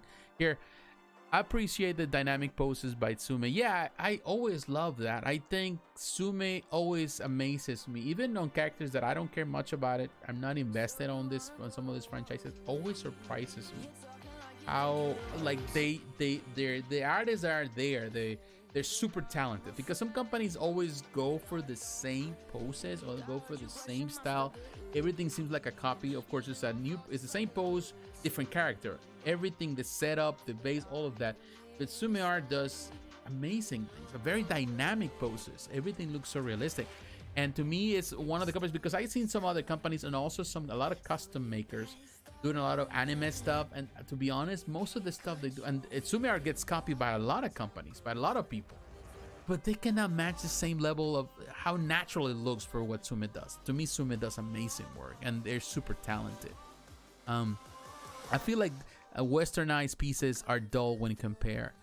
Yeah, it's in some way it is, you know, like I feel that it's hard, you know, like, and this is the funny thing, that in Asia, particularly Tsume art being a French company, or a company based in Luxembourg, and the people are French, the owner and all that, the Europeans, they have, for some reason, they understand that they have a much better grasp of the concept of anime that we do in America. Because I feel that the companies they do some anime stuff here in America, they still don't manage to do it the same way as the Europeans do it, which is amazing. But of course the Asians do it too. So, but it's just like it has to do with the history of anime around the world, which the anime was everywhere except the United States, and anime didn't really took over till probably late 90s, early 2000s. That's where people started getting into anime stuff in America. That actually people, I grew up in Mexico, and in Mexico anime was out in the 80s, you know, in the 70s there was anime already. So, you know, like there's a bigger culture and appreciation of anime, and people are more, because to be honest, I remember as a kid there were kids that they were drawing stuff, you know. I remember my friends, they were drawing anime characters, you know. So there is a culture, you know, kids were already drawing anime, while American kids in America were drawing Captain America, you know, comics, you know. So in the end, it depends on the culture. Yeah, this have some serious color. Yeah, they do, for sure. I'm not familiar with Fairy Tail, but the art is appealing. Yeah, I'm not necessarily like, I know some of it, I have read some of it, I've watched some of this stuff, but I'm not like 100% invested on Fairy Tail. But I gotta be honest, they've been doing amazing stuff. This company, Tsume Art, another company's been doing amazing stuff, amazing collectibles for them. So that is, to me, super, super cool. Now I want to show you something else. Now we're still doing the anime stuff. I want to go to Jimei Palacework, which is a company that does amazing work. If I'm not mistaken, they are based in China. So we're gonna go to Spec Fiction. And before I forget, I'm gonna change this camera. All right, so we are here. I want to look at Jimei Palace, or Jimei Palace, however you want to call it. This piece, the Luffy and Ace 1/6 statue. Although this is the funny thing about this one, this is not necessarily a statue. This is more like it's a statue, but it's a hanging wall statue. This is a statue that you're gonna hang on the wall, and that disappointed a lot of people. $749. Luffy looks really cool. Luffy looks really good there. I love it pose. When they got the teasers, you know, people were saying, wow, they were expecting a nice statue, a quarter scale statue. This is actually a 1/6 based on the dimensions. And it looks fantastic. An ace in the back, but this is something that you hang on the wall. This is a new concept they're doing. A lot of people disappointed. This is very different. This is something that you put on the wall. The concept is really interesting, and it seems to me that now companies are going back to this idea of putting stuff on the walls. Some companies are doing on the smaller scale, small size. It has never really catch on as well. Companies have tried that in the past. It hasn't worked as good for them, but maybe this works out. I think it's a fantastic, you know, I think in some ways companies are trying to come up with ideas to do certain things also based on the license that they have and how they can tackle those licenses, but also because in some ways people run out of space, and I think that's something that it's happening all over the world, you know, particularly in Asia, which amazes me that I've seen some amazing collections, anime collections where statues, but they have like a quarter scale, half scale, third scale, in my opinion. You know, and talking about countries like Malaysia, collectors from places like Japan or the Philippines, which actually are small countries in comparison to like other countries like, you know, America. And people, they space is a premium, you know, for places in Singapore, places like that, and collectors there. So they have to find ways to really keep adding stuff, and I'm guessing companies are saying, well, let's try to create statues that you can hang on the wall, so that way you have more space. That is a concept, but not necessarily one that I personally feel attached with, because in this case, this one, you have to hang on the wall. And there's no other way. You cannot remove these pieces and put them in a different way. These are just decoration for the wall. And looks like an art print, because that's what it is, but it's a statue. It is a cool concept, don't get me wrong, but I was going through Facebook, and definitely people were not necessarily keen about the whole idea. A lot of people were totally disappointed once this was fully revealed, but it is what it is. You know, what can we do? It just is the nature. It is a cool concept, and they did, I would say, the company Palacework did a fantastic work, a fantastic job on this one. It looks good. It may not be everyone's cup of tea, but you know, at the end of the day, art is, you know, it's you know, subjective. You know, everyone has a different opinion of it. It looks amazing though, and they gotta give him credit for doing such amazing work. Now I want to go to another, now that we are here still in spec fiction, I want to talk to other company, and I want to talk about this company right here, which is Lightyear Studio. Lightyear Studio, I don't know much about this company, also based in China. This is called the Ghostblade Hiking, I think Jan or something like that. I don't know if I mispronounce it right there. It's a quarter scale. Now we're going into the quarter scale stuff. Triumphant return. This is almost $1,100. It's going to be more than that when you have to pay shipping. But the thing about this piece is very amazing. I don't know much about this company. I think they have produced some other stuff.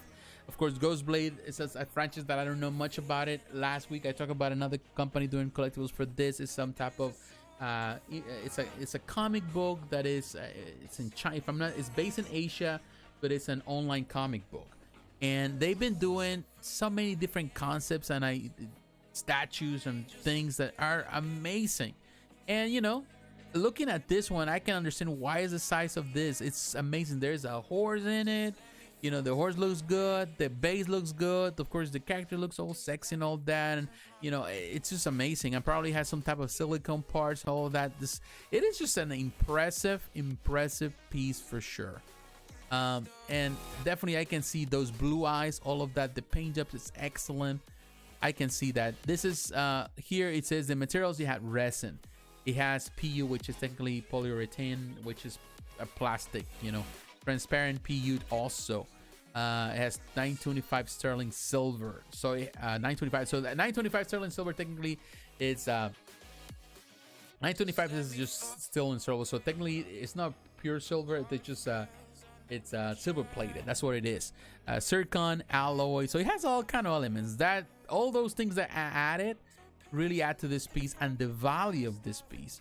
And the edition size is 468 pieces. It's an impressive piece for sure. And when you look at this company, Lightyear Studio, when you look at Lightyear Studio, they have done other things, as you can see, amazing different concept, mermaids and stuff like that. Now, I will tell you one thing. A lot of these companies, they are actually one single company that has different brands and that has different names because they all come from the same place. So it is interesting that they do that. I don't know if it has to do with the way they do it just to avoid certain taxes, because of course this is China and they're very unregulated in comparison to America. So there's like a lot of different studios, but all of them, sometimes one studio sells something different than the other studio. And to me, that's interesting. And I will show you one, for example. This company right here, and how I know this, like Lightyear, I barely know much about this company. I'm gonna show you one company that is here. This one right here, I want to talk about this one. The company here is called Polaris Studio. That's what it's called, holiday made. But Sideshow, let's go back to Sideshow. It's actually Gantaku Anime. Gantaku Anime is the same piece, but there's two different studios.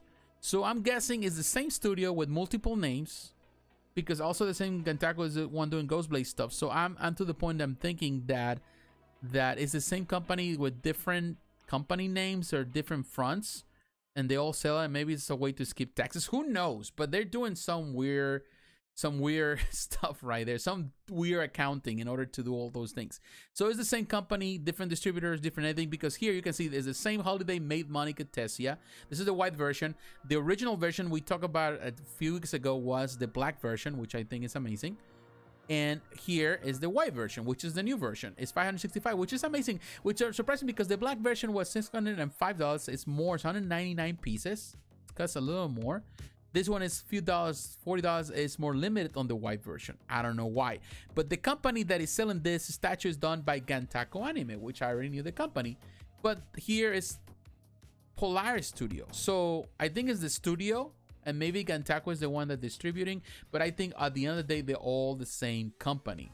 Now, what I like about this one here is a video. If you want to look at the YouTube video, which is interesting of this one, kind of gives you an idea of the piece, what they're trying to do there. As you can see, that is kind of interesting. So, but I'm gonna skip it. I'm gonna look at the pictures here. So you can see this is the artist, some pictures how they did it, which is kind of cool. Now it says Polaris Studio. Oh, it's the same studio. It's Polaris Studio. Then Gantaku is the one distributing this. So, but they're all the same company. They have different studios. This is made out of resin. Her, you know, I think parts of her body, her breast particularly. So everything in the black version, I think you could change some of the elements on the rail, the materials. I think this was all white, but the other one, the black version, you can change it for different materials if I'm not mistaken. So there were other parts that were able to change. So this is a very sexy piece for sure, and definitely it's interesting what they're doing here. It's different, it's unique, but this is another thing what I will tell you about this. All these companies coming up with all sort of things, and in my opinion, I think not my opinion, but my impression now is that a lot of these companies are all the same. They're all the same studio, the same in China, the same places. They just change names and they add different names for all sort of reasons, which I don't know, it's just part of what they do.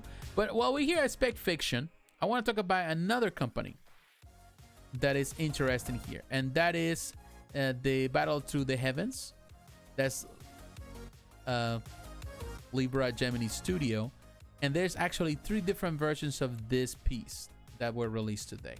And and this company is also another company, I think, based in China. I'm telling you, all these companies, they technically are all the same, but this one has different versions. You got exclusive version, which is expensive, quite a scale.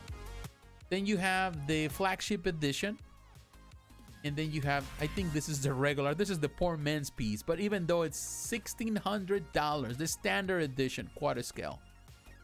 Now this one has only one single post according to this. It is expensive, and definitely I think this is just something I don't even know where this come from. It does have some light up features. It does have this stand where you can change, I think, they put the bust or the body interchangeable. But to be honest with you, and these other parts that they have done at the same time, you don't need that on that one because this one doesn't have different parts. So it has a stand that you don't need it, but it has a single pose, one head sculpt, a solid phoenix with clouds, material resin, you know, PU, PVC, brass, alloy, acrylic. I think they're all the same company as the companies that we talk about it. LED lighting not included. So this one doesn't have a light up feature. So that's just for the regular. Now, if you want the, you have a lot more money to spare and you want to spend more money, then you go for the flagship edition, which this one comes with the clock, a new dress, I suppose, 2 head sculpts, 2 busts, a phoenix and a clouds, LED lighting, all the materials, and of course, this one, well, I don't know anything else here. Looking at that, this has a light up feature on the wings, which looks amazing. 2 different portraits and 2 different torsos, if I'm not mistaken, to create different poses. So this is more expensive, of course. $1,000 more you're paying for it. And you can do this. You can see the torso of the body, the way they do it. The other one comes with that same thing, but to be honest with you, the regular, but you don't need that because you're not going to remove it, because unless you're gonna buy the other part separate, which you're not. So I think that's stupid just to put on the picture. But hey, you know, that's how they do it.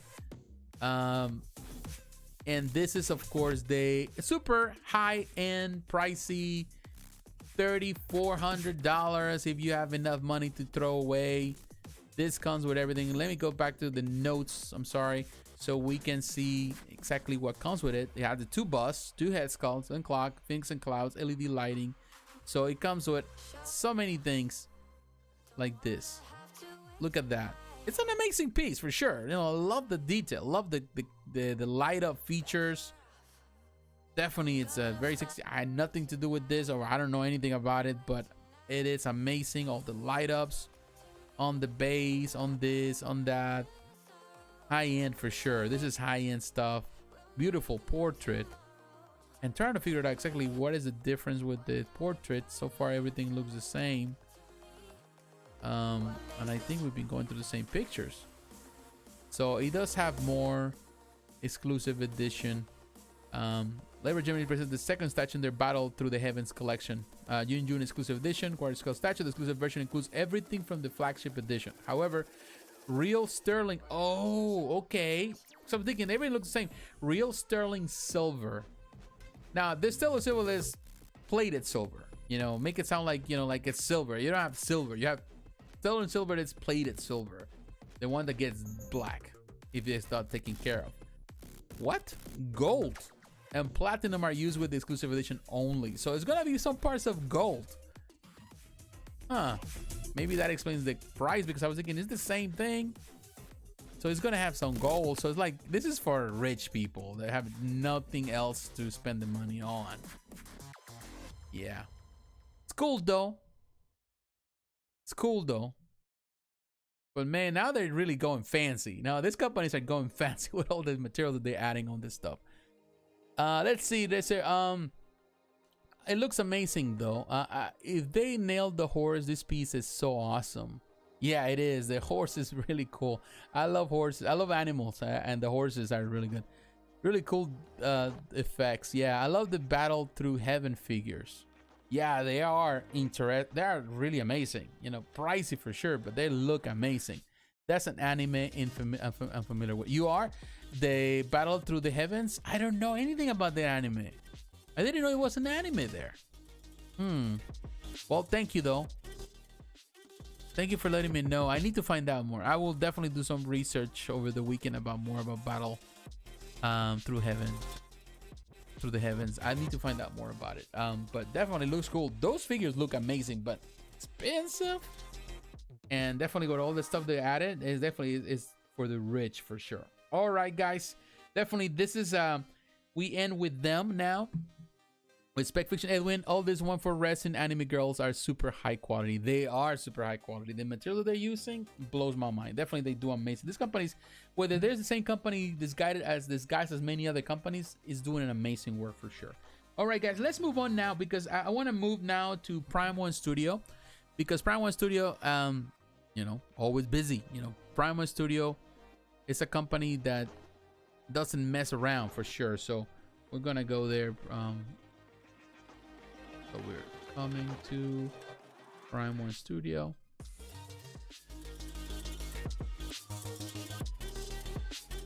Here we are, and let me change the camera. Prime1 Studio, love this company. Of course, they have the new statues that they released this week, and they release, of course, have this products, and this is one that I didn't see until today, and this is the Chui bonus version. I just see it now. Of course, this is part of their the plastic PVC, the Prisma wing stuff they're doing. So if you are into the Prisma wing, which I am not, they're going into the cheap stuff now. Not cheap stuff, it's not cheap, but they're going into the more affordable items. Yeah, they definitely cool for the, you know, people that love this type of thing in figures, which are very popular in Japan, in Asia, and even in America and around the world. People love figures, particularly a lot of girls. Females love this stuff, and this is another addition to this Prisma wing collection. So that is cool. $230 though. Still, you know, but as we have seen some of the figures that we have seen here, definitely they're up there with the price point. So, you know, with the figure. So definitely there's a market for it. But what I want to talk about, of course, first I want to talk about Chun-Li Pink Custom Limited Version. Of course, now we're celebrating the 10th anniversary, so they're doing a special edition things. So this is a quarter scale piece. I talked about it, you know, when he came out with the one went on pre-order. I think this looks amazing. This Chun-Li looks amazing. Quarter scale for sure. This one is just a pink custom version, limited to 150 pieces. It's $1,100. I do like the classic color more than the pink one, but definitely if you like limited stuff, I still think this is a phenomenal piece. It has the swappable head parts. It's a fantastic one. I like this one a little bit more than what Kinetiquettes did. Kinetiquettes, when this came out, also Kinetiquettes had their own version, so that was comparison. They're comparable, but I think I prefer the Street Fighter 5 version. Although the Kinetiquettes were more on the classic look, although they're very similar even on the pose. But it looks good. There's nothing wrong with this piece for sure. Looks fantastic if you're really into limited stuff. And you know, with right now with the anniversary, the 10th anniversary, definitely Prime1 Studio has been doing all of these variants, which and nothing against it. They're kind of cool. I think this is a fantastic piece, which I don't know if this has been released yet. The original, I think, is still on pre-order, if I'm not mistaken. I haven't seen somebody having the other one. Let me check. That's the regular bonus version. Actually, it's out. No, it's on pre-order. It's supposed to release this year, so still on pre-order. I still think that this one is, I like this one more. I personally do, because it has the classic colors, but it's the same portrait, so you choose. You know, you want this. I love this one. I love because it's designed, it was designed for this one. The other one, of course, I feel that this one pops more. The colors pop more for her, but I'm more accustomed to that. Although the pink custom is something that, you know, Chun-Li is also known for, so nothing wrong with that. So that is cool. All right, so now I want to talk about Evangelion. And Evangelion, of course, you got the Asuka, Shikinami, Langley, and of course there's Rei Anami. And these are the two that they were just recently showcased, and I like him. Some people, I read some comments on social media. People were complaining about the price. Of course, they're always going to be complaining about the price.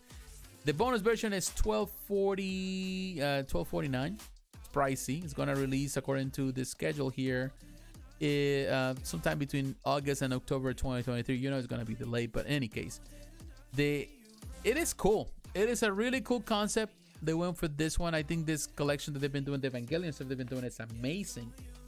All the mechas and all that stuff. This is a very interesting collection because they combine together, and I think there's probably a discount if you purchase both, because they're supposed to display this way or display together. Well, that's the idea.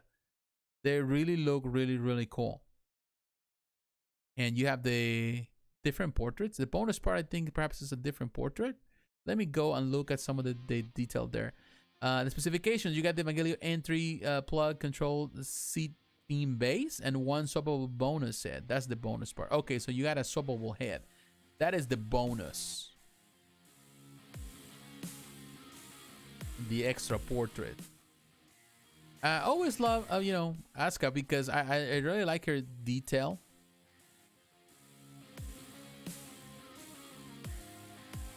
Asuka definitely looks great there. Really, really cool with Evangelion. All the detail on that. The base definitely is there. Did a fantastic job with this one. Impressive. To me, it would be nice if we won 6 instead of 1/4. But hey,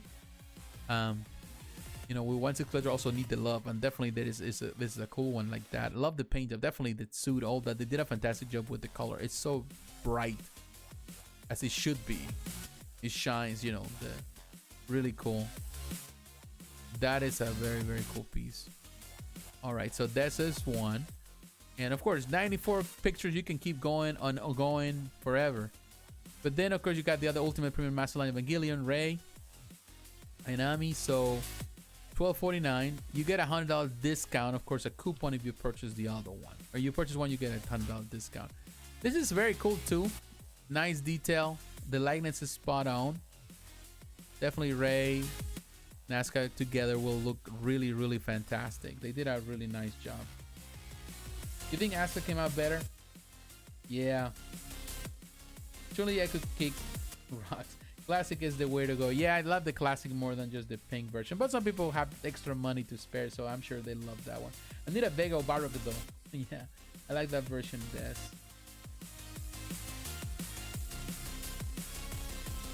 I thought this for my daughter. Oh, Brian, you're saying that you thought about having the Chun-Li for your daughter? That is actually a good...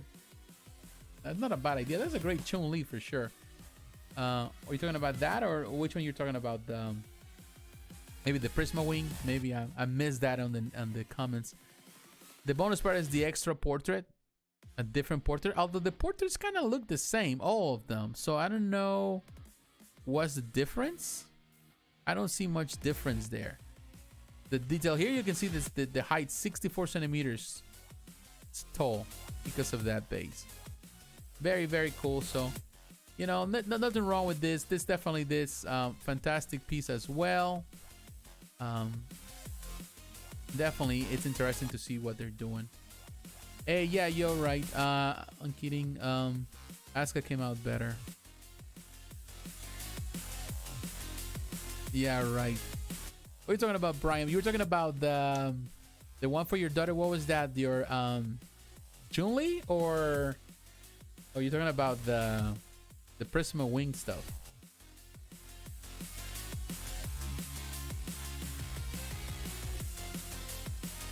Water. Chun-Li could kick rocks. Oh yeah, she can with those powerful legs. Heck yeah. Classic is the way to go. I mean, too, I think the classic color is the best.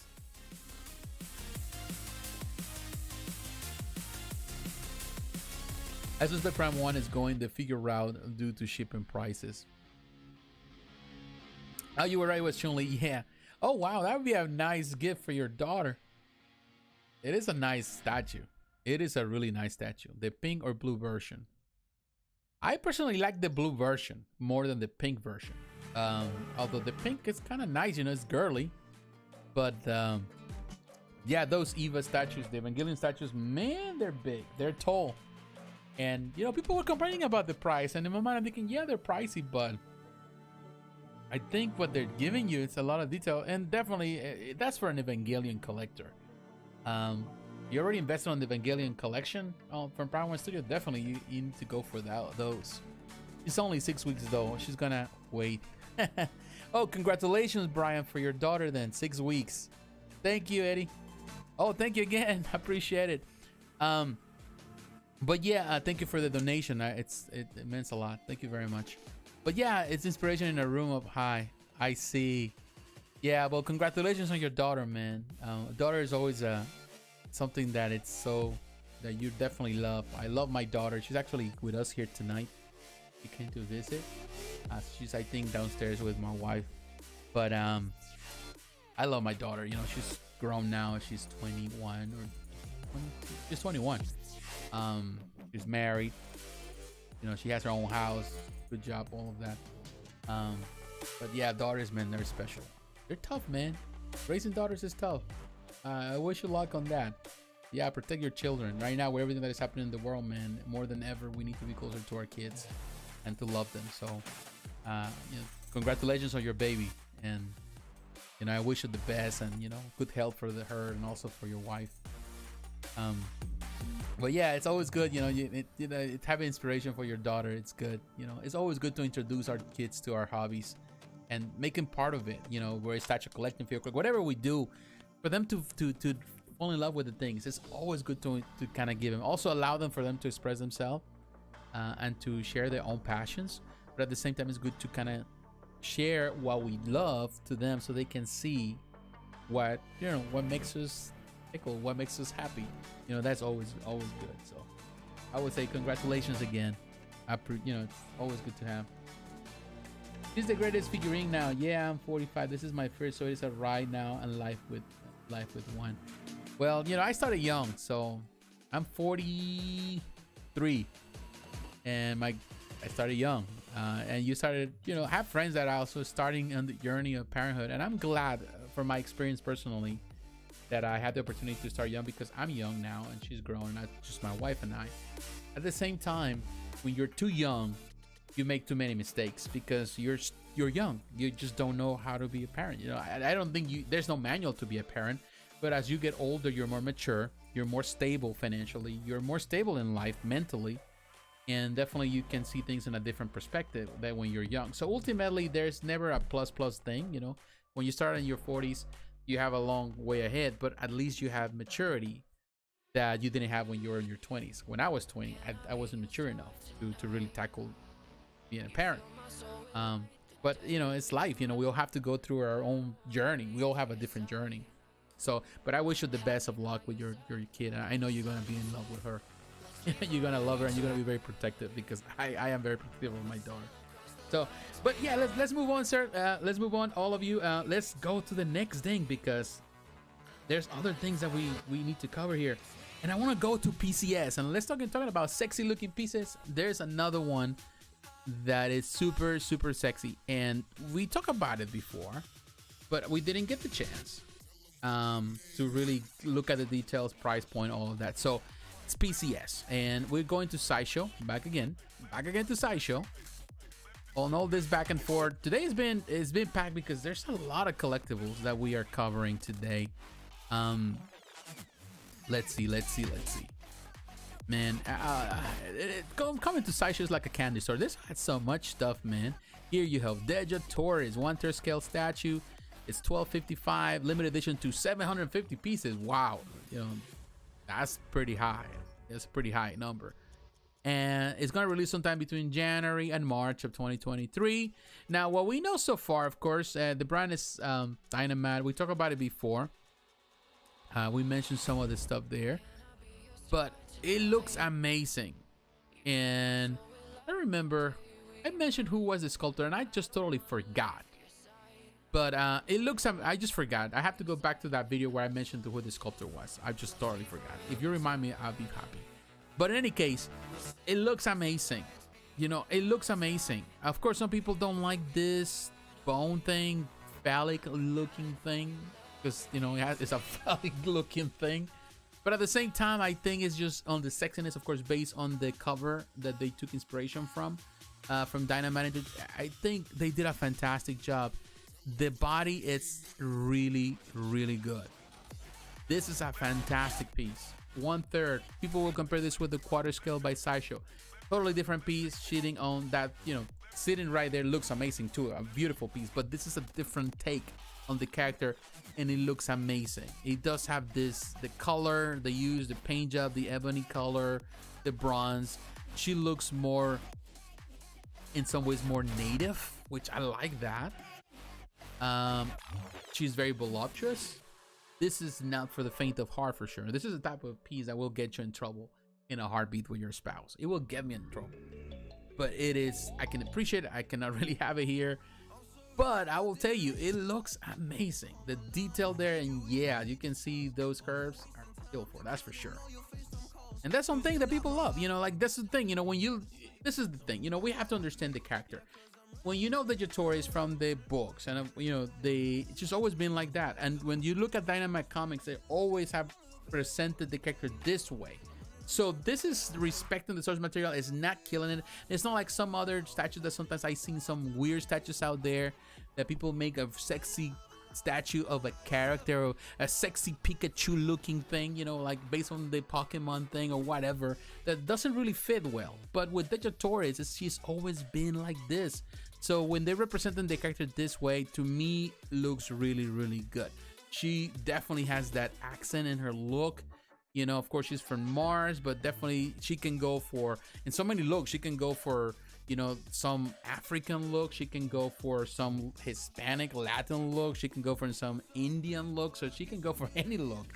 Definitely the beauty of this character is unparalleled. It can be like Middle Eastern or something like that as well. So definitely did a fantastic job. This is a very beautiful piece. The detail is there. Love the detail. The paint job is on spot on. And of course, some people will point out that the problem with PCS in the past is that, you know, the prototypes are good, the paint job is not as well. And sometimes can be like, it is different. It's sometimes it's an iffy thing. It could be good or it could be bad. It depends. But I think, you know, PCS is been working so good in the stuff they've been doing lately that it's hard not to look at the stuff that they're doing and what they're trying to do and the collections they're achieving. And to me, the potential is there for this piece to really be excellent. I think it's already excellent. So I like it. It's not for me, not for my collection. But man, I can definitely say that is a hot piece. That's for sure. That is a hot piece. Let's get this for my daughter. Yeah. Yeah, I did it. You're talking about the Digitoris for your daughter? I don't, well, Chun-Li, yeah, but Digitoris, that definitely is not. I will tell you, if I told my wife, hey, you know, I brought the, what was that? I got the tutor head, the Poison Ivy just recently, which is hot too. And I was looking at it, that's too hot of a piece. And I was thinking, yeah, it's not that bad. It's not that bad. But I'm thinking, like, if I bring the Digitoris, then I'll be in trouble. Probably I'll be sleeping on the couch or I'll be sleeping in the car. You'll send me to sleep outside. I don't want that. So, but yeah, that is, the Digitoris looks amazing for sure. Really, really, yeah. That is definitely a piece that is not, it's not for the faint of heart. You know, I want to keep in marriage, so I'm just gonna skip it. But if you're single, if you don't have issues like that, if you don't have to worry about nobody telling you what to do, or even if your spouse is okay with it, go for it. That's all it is. All right, guys, let's move on. Let's move on now to XM Studios. You know, like, we've been having a fantastic night, and I appreciate your support, all of you. Again, if you're watching this, you love the content of the channel, don't forget, leave a like. Leave a comment, let me know, you know, share with me, share your ideas, your, you know, whatever you want to say about the stuff. You know, I'm all ears. I love to hear your thoughts. It really means a lot to me, and definitely keeps the conversation going, keeps me awake as well, and it's fun. But yeah, I want to go to XM Studios, because XM Studios is a company that definitely always inspires. You know, it's a company that, yeah, it gets its haters, it has its things, some things don't work out so good. But make no mistake, the company does amazing work, you know. And one thing now, they have this bus, 1/3 scale bus, which I wouldn't say through 1/3, because if it was through 1/3, it would be huge. But it is within the scale of 1/3 pieces. The price for this one, I'm telling you, is not for the faint of heart. In Singapore dollars, the retail price is $5,399. The full payment, if you pay all at once, you get a 5% discount right now. You're a Prestige member, you get another 5%, which is 4,000 or 10% or something like that. So Prestige members get a discount, and this is available pretty much around the world, you know, which is interesting. You pay the deposit and you're good to go. Let's see who it was, the people here involved. The 3D, in this case, the sculptor is Felipe Vento Ribeiro de Souza. XM Studios design and development team is involved in the whole process. This Brazilian artist also do amazing work for sure. All right, now I think that's who he's Brazilian. Oh, he can be Portuguese, but he sounds to me Brazilian. But look at this. This is huge. Not a true 1/3, because if it was a 1/3, it would be like taller than the house, or taller than this room. But still, man, look at the size of this baby. 104 centimeters tall. That is a tall piece. You know, that guy in the back, I don't know how tall he is. He's definitely, I want to say scrawny, but he is, you know, skinny in comparison to other people, in comparison to me. And definitely looks really tiny right next to this guy. Man, what the heck? You know, that is a huge piece. And the only thing, the funny thing, what I like about this Megatron is that he's smiling. Like, he's smiling. Like, he doesn't care. He knows he's big. And he's like telling you, come on, buddy. Give me your best shot. That's what he's saying. And this guy looks intimidated. I don't want to make fun of the guy, but he looks intimidated right next to him. For sure. That is a huge. I'm thinking, how heavy that thing is? Let me go back and look at this stuff. Like, does it give you an idea of the weight? I don't know if it says that, but maybe they don't want to tell you, because I'm telling you this. Oh, right there. The dimensions, the shipping weight 75 kilograms, 14 kilograms estimated shipping weight 75. It's heavy. It's heavy, but not super heavy. So it's gonna have some light parts or maybe some hollow parts. It is heavy though. 75 kilograms. All right, there, he was right there. 75 kilograms. That is pretty heavy for a statue. But still, you know, it's not as heavy as I thought. It looks heavier. Looks really interesting. Love the smile. Love the... Definitely, he's ready to take anyone. Amazing. Amazing. Look at that. The stuff that you can do with this piece. The level of detail. Very nice bust for sure. Look at that. The detail. The paint job is perfect. And I think there's some light up feature on it as well, if I'm not mistaken. Love the detail, the way they did the metallic and the shading on the metal. That is just amazing. Yeah, the light up feature right there looks really shiny, the purple. This is a fantastic piece for sure. All right, now if we look at the next one, which is Optimus Prime. Okay, we went back to this one. That's not what I want. Now, Optimus Prime, same price, 5,399 Singapore dollars. You get a 5% if you pay full. Or you're a Prestige member, you get another discount, and another, you get a 10% discount as a Prestige member, and then you get an additional 5% if you pay in full. If you don't go for the deposit and all that kind of stuff. And of course, all around the world, all of that, it's found at the same. The sculptor, if I'm not mistaken, yeah, Felipe Vento Rivero de Sousa, and of course the the XM Studios team does the rest of the stuff, everything else. This is a very nice looking Optimus. I think the Megatron looks funner because of course you can see his mouth, something that you don't see with Optimus. But man, it looks big. Look at this guy. This guy has more meat to his bones, that's for sure. He looks more meatier compared to the other guy. The other guy was intimidated by the whole thing. But still, they had to put him down because, to be honest, they have to. The guy, I think the other guy probably was taller than this guy, because if they put it on like at the level that he was on the other one, he was pretty much to the waist level. He was technically as tall as that. But this one, actually no, this is 91 centimeters. The other one's what? How much was the other one? Now I need to check out. Let's see, Megatron. Now I need to check out. And I'm gonna read the comments in a moment for you. Okay, no, this is taller. 104. And look at this guy. Not as tall as that. 104. So it's taller because of that cannon. Okay. Now we know that. So Optimus is not as tall because of the cannon. So it's technically 9, or it's like 13 centimeters less.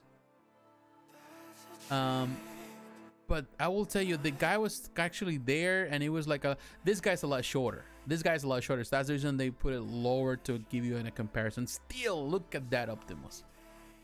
Man, give those guys a sandwich. I'm sorry. Not saying that they're tiny. Probably I'm tiny too compared to them. You know, compared to that, you never know. Because those guys are really tiny, but that really tells you the work these guys are doing, the work XM is doing. They're unafraid. They are taking no expenses, no cutting no short. They're not cutting any shortcuts to get where they need to be to get this stuff done. Look at that. That is amazing. Love actually the detail on the back. That is cool, man. That is a cool bus, and I'm not really a bus person, but this, it's impressive. And I think, if I'm not mistaken, that that slide of features also has the matrix of power. You can see it right there in his chest, and that one has a light of feature. Look at this one. Oh, look at this. Even the tires right there, you can see the treads and stuff. All right, there you can see open the chest, and you can see the matrix of power. That is cool. Very nice. And then you can close. So you can do all sort of things. That is an amazing. This are amazing looking bus. Look at the Autobot symbol. Amazing. Yeah, really cool. These are really, really cool. Amazing work by this company. No doubt about it. No doubt about it. Let me look at some of the comments. All right, let's see. One of my range eyes for sure. Hello. Hey, Night. How you doing, my friend? Welcome. I heard XM pieces do exceptional in the aftermarket. They do, because, you know, they're limited in number, and because there is a lot of, you know, they do well. This is the thing. This is the part with a lot of Sideshow stuff. You know, Sideshow's produce a lot of stuff mid-range price. People love the mid-range price. But however, when you try to get rid of them, it's harder because there's so many pieces. When you're talking about an edition size of 5,000 pieces, and sometimes some of those pieces, they have like 2 edition sizes. You got a 5,000, a run of 5,000, then a second run of 5,000. So you got 10,000 pieces, and you're trying to sell it. There's already 10,000 collectors out there having them. It's like, where are you going to sell it to? So you have to cut prices in order to sell it and move on. With XM Studios, because it's more limited with the numbers, because they're more expensive, not everyone can afford them. They're more collectible. They hold more collectible value, and ultimately, people care about collectible value. If you're really, you know, if you're into this hobby for a while, you realize the collectible value matters. It really matters, even though people try to say that it doesn't. It does matter, because ultimately you're investing money. You know, if you are already a collector, you only have 1-2 pieces, you can live with the loss. But you already have, you know, tons of pieces. You know, when you're building a huge collection, it's a lot of money there invested, and you want to invest it the right way. So yes, it does matter, because at some point you get tired of some piece, and there are other pieces that it's better, that comes out, that is more impressive, and you want to change things out. You're changing things, you change your perspective, you want to change your collection. There's nothing wrong with that, and definitely you need to have some value. You know, I want to sell something that is gonna give me some money, that at least I'm not losing money on it, because I want to stay afloat in this hobby that is constantly, due to inflation, is constantly going up in prices. I want to meet the people who actually pay for these things. I will tell you, it's, to be honest with you, a lot of the people that pay this, you'll be surprised, they are very humble. I met many collectors over the years as a collector. Just too big. It is too big. And it's going to be a crate for sure. So I imagine that it's going to come, they're going to have a forklift just to deliver at your house, you know, when it comes with the crate. I ain't gonna be happy with that. But I will tell you one thing. I met many collectors. I know high-end collectors over the years. I met many friends around the world who are high-end collectors, and some of them that collect the most expensive things because they're rich. But one thing I noticed, a lot of the people that they collect everything, or they collect some of the most expensive things, are the most humble people I have met. Like, they don't really say it. Most of the time, people that you see on social media always sharing their stuff and talking about this stuff and talking about the collection and getting all this stuff, and sometimes they're not as financially powerful as some people think. Sometimes it's just the show that you're trying to present. Oh, you know, that I can afford this and that. It's more about the spectacle of it. But the people that really are the high-end collectors that are buying the most expensive stuff don't go and they're not, many of them are not even socializing in social media. They just simply buy the stuff, and they have their stuff in their collection. And to be honest with you, they are humble people, a lot of them. And there are a lot, you'd be surprised, because I met some of the highest collectors that I've seen right now are in Asia. There's such a big number of high-end collectors in Asia. There's a lot of great collectors in the Middle East, and of course you have to know that there's some people in the Middle East, there's a lot of money because of fuel, you know, because of gas. There's a lot of high-end collectors in those countries. There's high collectors in a lot of third world countries that, you know, they own businesses, they, you know, they're super successful and they can afford these things, which is amazing. It's amazing. But yeah, they're not always say all of them, but many of them, they're just down to earth type of guys. You would not be so, when they talk to you, when you see their pictures, they seem like the normal people. They just don't say much, but they definitely get involved into this collectibles and they collect their stuff. Very nice people, and you can meet them, you know, as you progress in any hobby, talking to people. You know, I've been in this collecting, you know, in the beginning I started doing a lot of stuff on I've been doing YouTube videos. I've been doing YouTube videos for 10 years. So, and I was involved with forums, in, you know, reviewing stuff for forums, talking to people in forums. I met a lot of people in forums. When Facebook started gaining traction, and you start seeing Facebook groups, then I started making friends. So the longer you stay here, the more people you meet. Then you go to conventions, so you go places, you meet people face to face. So it's definitely, it's a time. It takes time, but you build friendships, and people come in all different shapes, colors, and there's all type of collectors. Some collectors on the mid range, but they're high end collectors as well. Wizards kill it in the Chinese market. Yeah, Queen Studios is just tremendous right now. And by the way, now that we're talking about that, let's talk about this. Let's move on, because now that we're talking, I want to talk about Queen Studios. Now that you mentioned it, that you brought it forward, we're gonna talk about it. J&D. Well, J&D is too. J&D is too. But you mentioned Queen Studios, so let's talk about Queen Studios, because this company is doing amazing work as well. So I want to go to the Queen Studios website, because today they're releasing, hopefully it's already on the website. It's supposed to be on the website. If not, we're gonna go to Facebook, because, you know, with the time changes and all that, with the difference of time, I don't think it's gonna happen here. Okay, so let's go to Facebook, and we're gonna go to Queen Studios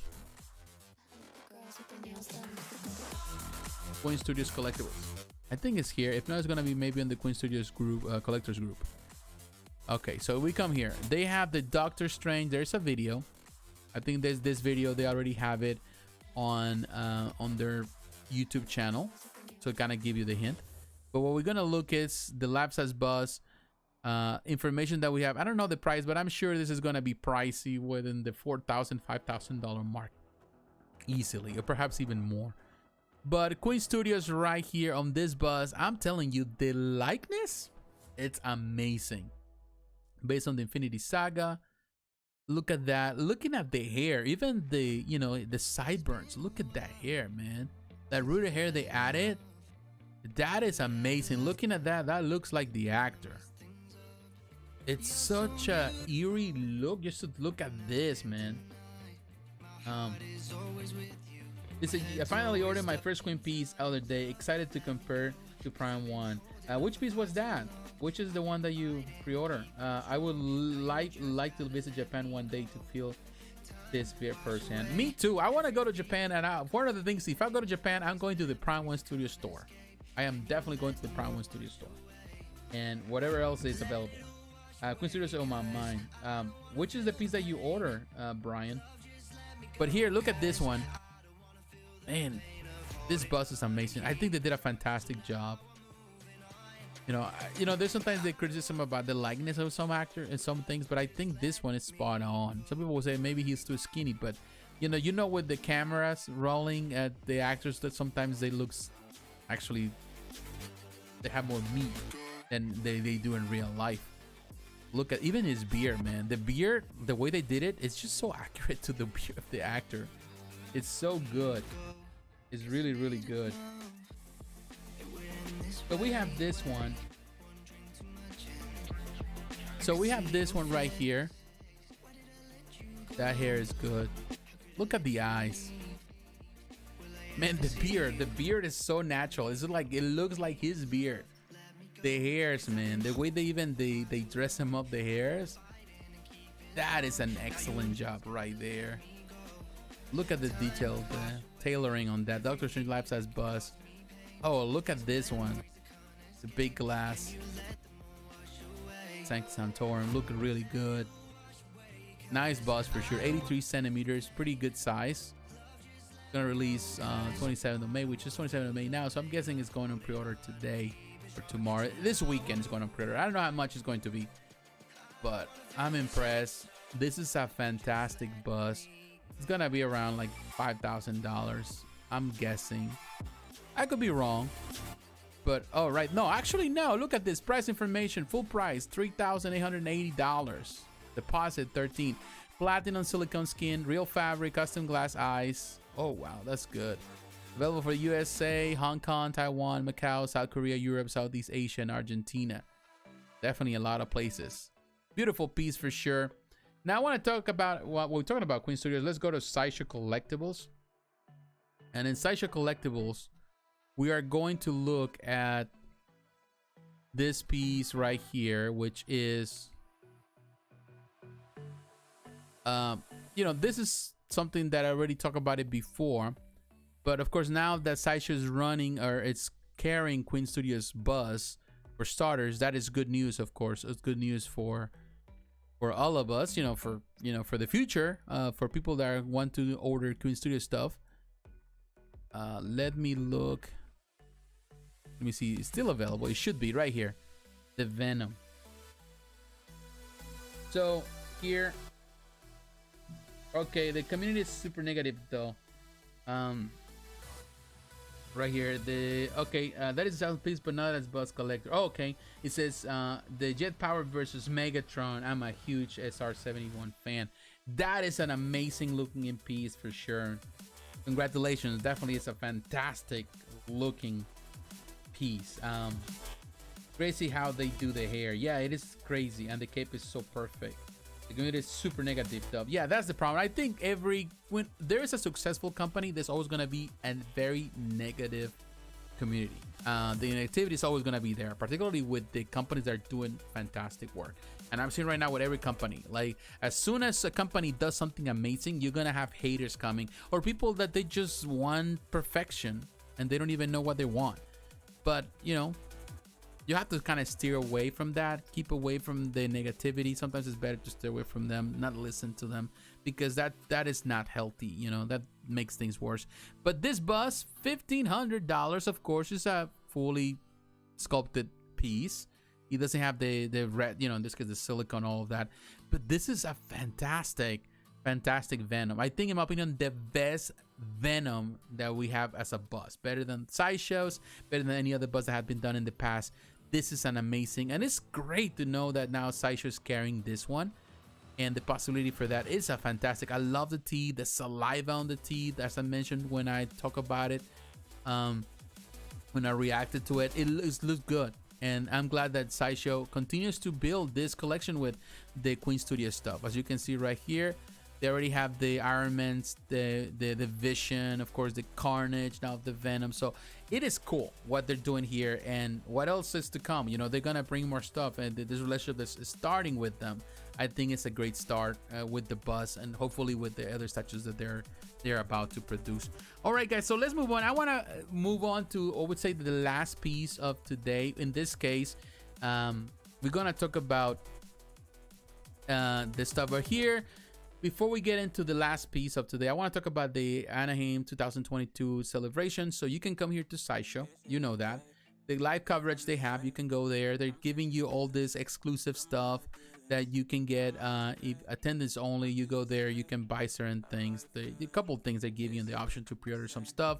We have talked about the new collectibles. So it is cool. I'm still going to look at the new stuff that they are going to produce because, and we still have 2 more days.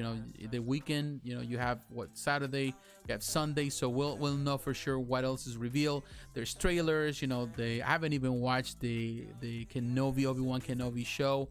I gotta watch it. So there's a lot of stuff that is coming, which is always exciting to really look at. So here I want to look at the 3PO, C3PO, because this is a very expensive piece, but this is a life size, and The only bad thing is this is more based on the new 3PO, on the new trilogy, because of the, you know, you can see with the new leg, all that. But it's still good. It's $8,500. It is 6.2. It is a tall piece. Actually, it's tall. I didn't know that 3PO was that tall. 6 feet 2. But also, of course, you know, you combine in this case the base, which is gonna be standing on. Still a tall piece. But look at this one. Looks cool. You know, and it's posable. You can do the different things with the arms, which is cool. I love what they did with the base. You know, the standard. This base adds to the size, so it's definitely not a 6'2". That would be like probably like 5 something. The posable arms that you can actually control like that. The button activated voice tracks and eye light. So it has the light up feature and voice activation. As removable bolt. It is cool, man. What they're doing with this one. It is expensive, not for everyone. This is for the ultimate Star Wars fan that want to have something in the room and want to have a 3PO, or, you know, this is a cool thing. It is cool. It's something that you can actually have in a museum. It's more like a museum piece. And definitely a high-end collector that only wants everything and has plenty of space. And even though some people don't have enough space, they run out of space, but they're big Star Wars fans that want to have it all. So definitely this is for them. But $8,500, that's a lot of dough for me. But hey, it looks cool, so we can talk about it. Definitely, I don't know who designed it. It was designed by Anthony Mestas. Well, Anthony Mestas is the painter, and the Sideshow design developed team is involved in the whole process. It's going to be made out of fiberglass, so it's not going to be as heavy and resin. So that is, you know, it's still, if it's fiberglass, they should have just gone for lower price than the $8,500. I think maybe 5,000, 4,000 something. But hey, you know, I'm not the one that set the price. All right, guys, I will tell you one thing. Now you're coming to the end of this video, all of you. Here, look at this one. True, Brian. This thing is, I put in a guest bathroom. They said on the one pic. Okay, crazy how they do the hair. Okay, the community is super. It's a 4K buzz. Things said on that one pic. I'll be sure to you get bid and pick. Okay, yeah. Brian, when you get your statue, just make sure to share it on social media. I would love to see that. Love to see the statue. That looks amazing, the whole detail. This thing I put in a guest bathroom on the C3PO. Yeah, that'll be awesome. Looking at you so funny while you're just doing business. Your business. This is fantastic, JP. Is Sideshow customer service still top notch? Well, in some ways it is. Sometimes there are a couple of things that Sideshow sometimes they're really disappointed with it. The customer service, for the most part, they're good. You know, you communicate with them, they answer, and you talk to them. Wow, 8.5K. Yeah, it's an expensive piece. It's an expensive piece. Someone's very own C3PO. Way out of my price range. Plus, my wife would kill me. Yeah, I would love to have one C3PO, but not for that price. There's so much I can do with $8,500. It's beautiful though. It is. Sure will do, JP. Thanks for everything. No, thank you, all of you. Thank you very much for, you know, being supportive of the channel. It means a lot to me. I know, you know, it's so much to talk about, and I do appreciate it. I appreciate it. Don't forget, if you're watching this, don't forget to leave a like. Let me know that you're watching this. And I want to say thank you. Thank you very much also for the financial support. Thank you, Eddie, for your donations. It really mean a lot. And anyone that donates, thank you very much. You can also consider donate through Patreon. It's another way to donate for anyone that wants to do it. You know, it helps the channel, helps me to maintain, to buy equipment, to get stuff better. I'm working on this. Everything is a work in progress, trying to improve, trying to make things better. So in the end, you know, the stuff that you get is quality, you know, that you are entertained, but also informed, and that you're enjoying the time that you're here. But I want to say that these companies are doing amazing stuff. It always amazes me every week. There's so much to talk about. Some companies I have to skip. I cannot talk about them. But I try to cover as much as I can, everything that comes to me, because the companies are doing amazing work, and it's awesome. It is awesome to see these companies doing. But I want to say to all of you, thank you very much. I wish you all, you live in the United States, of course, it's Memorial Day weekend.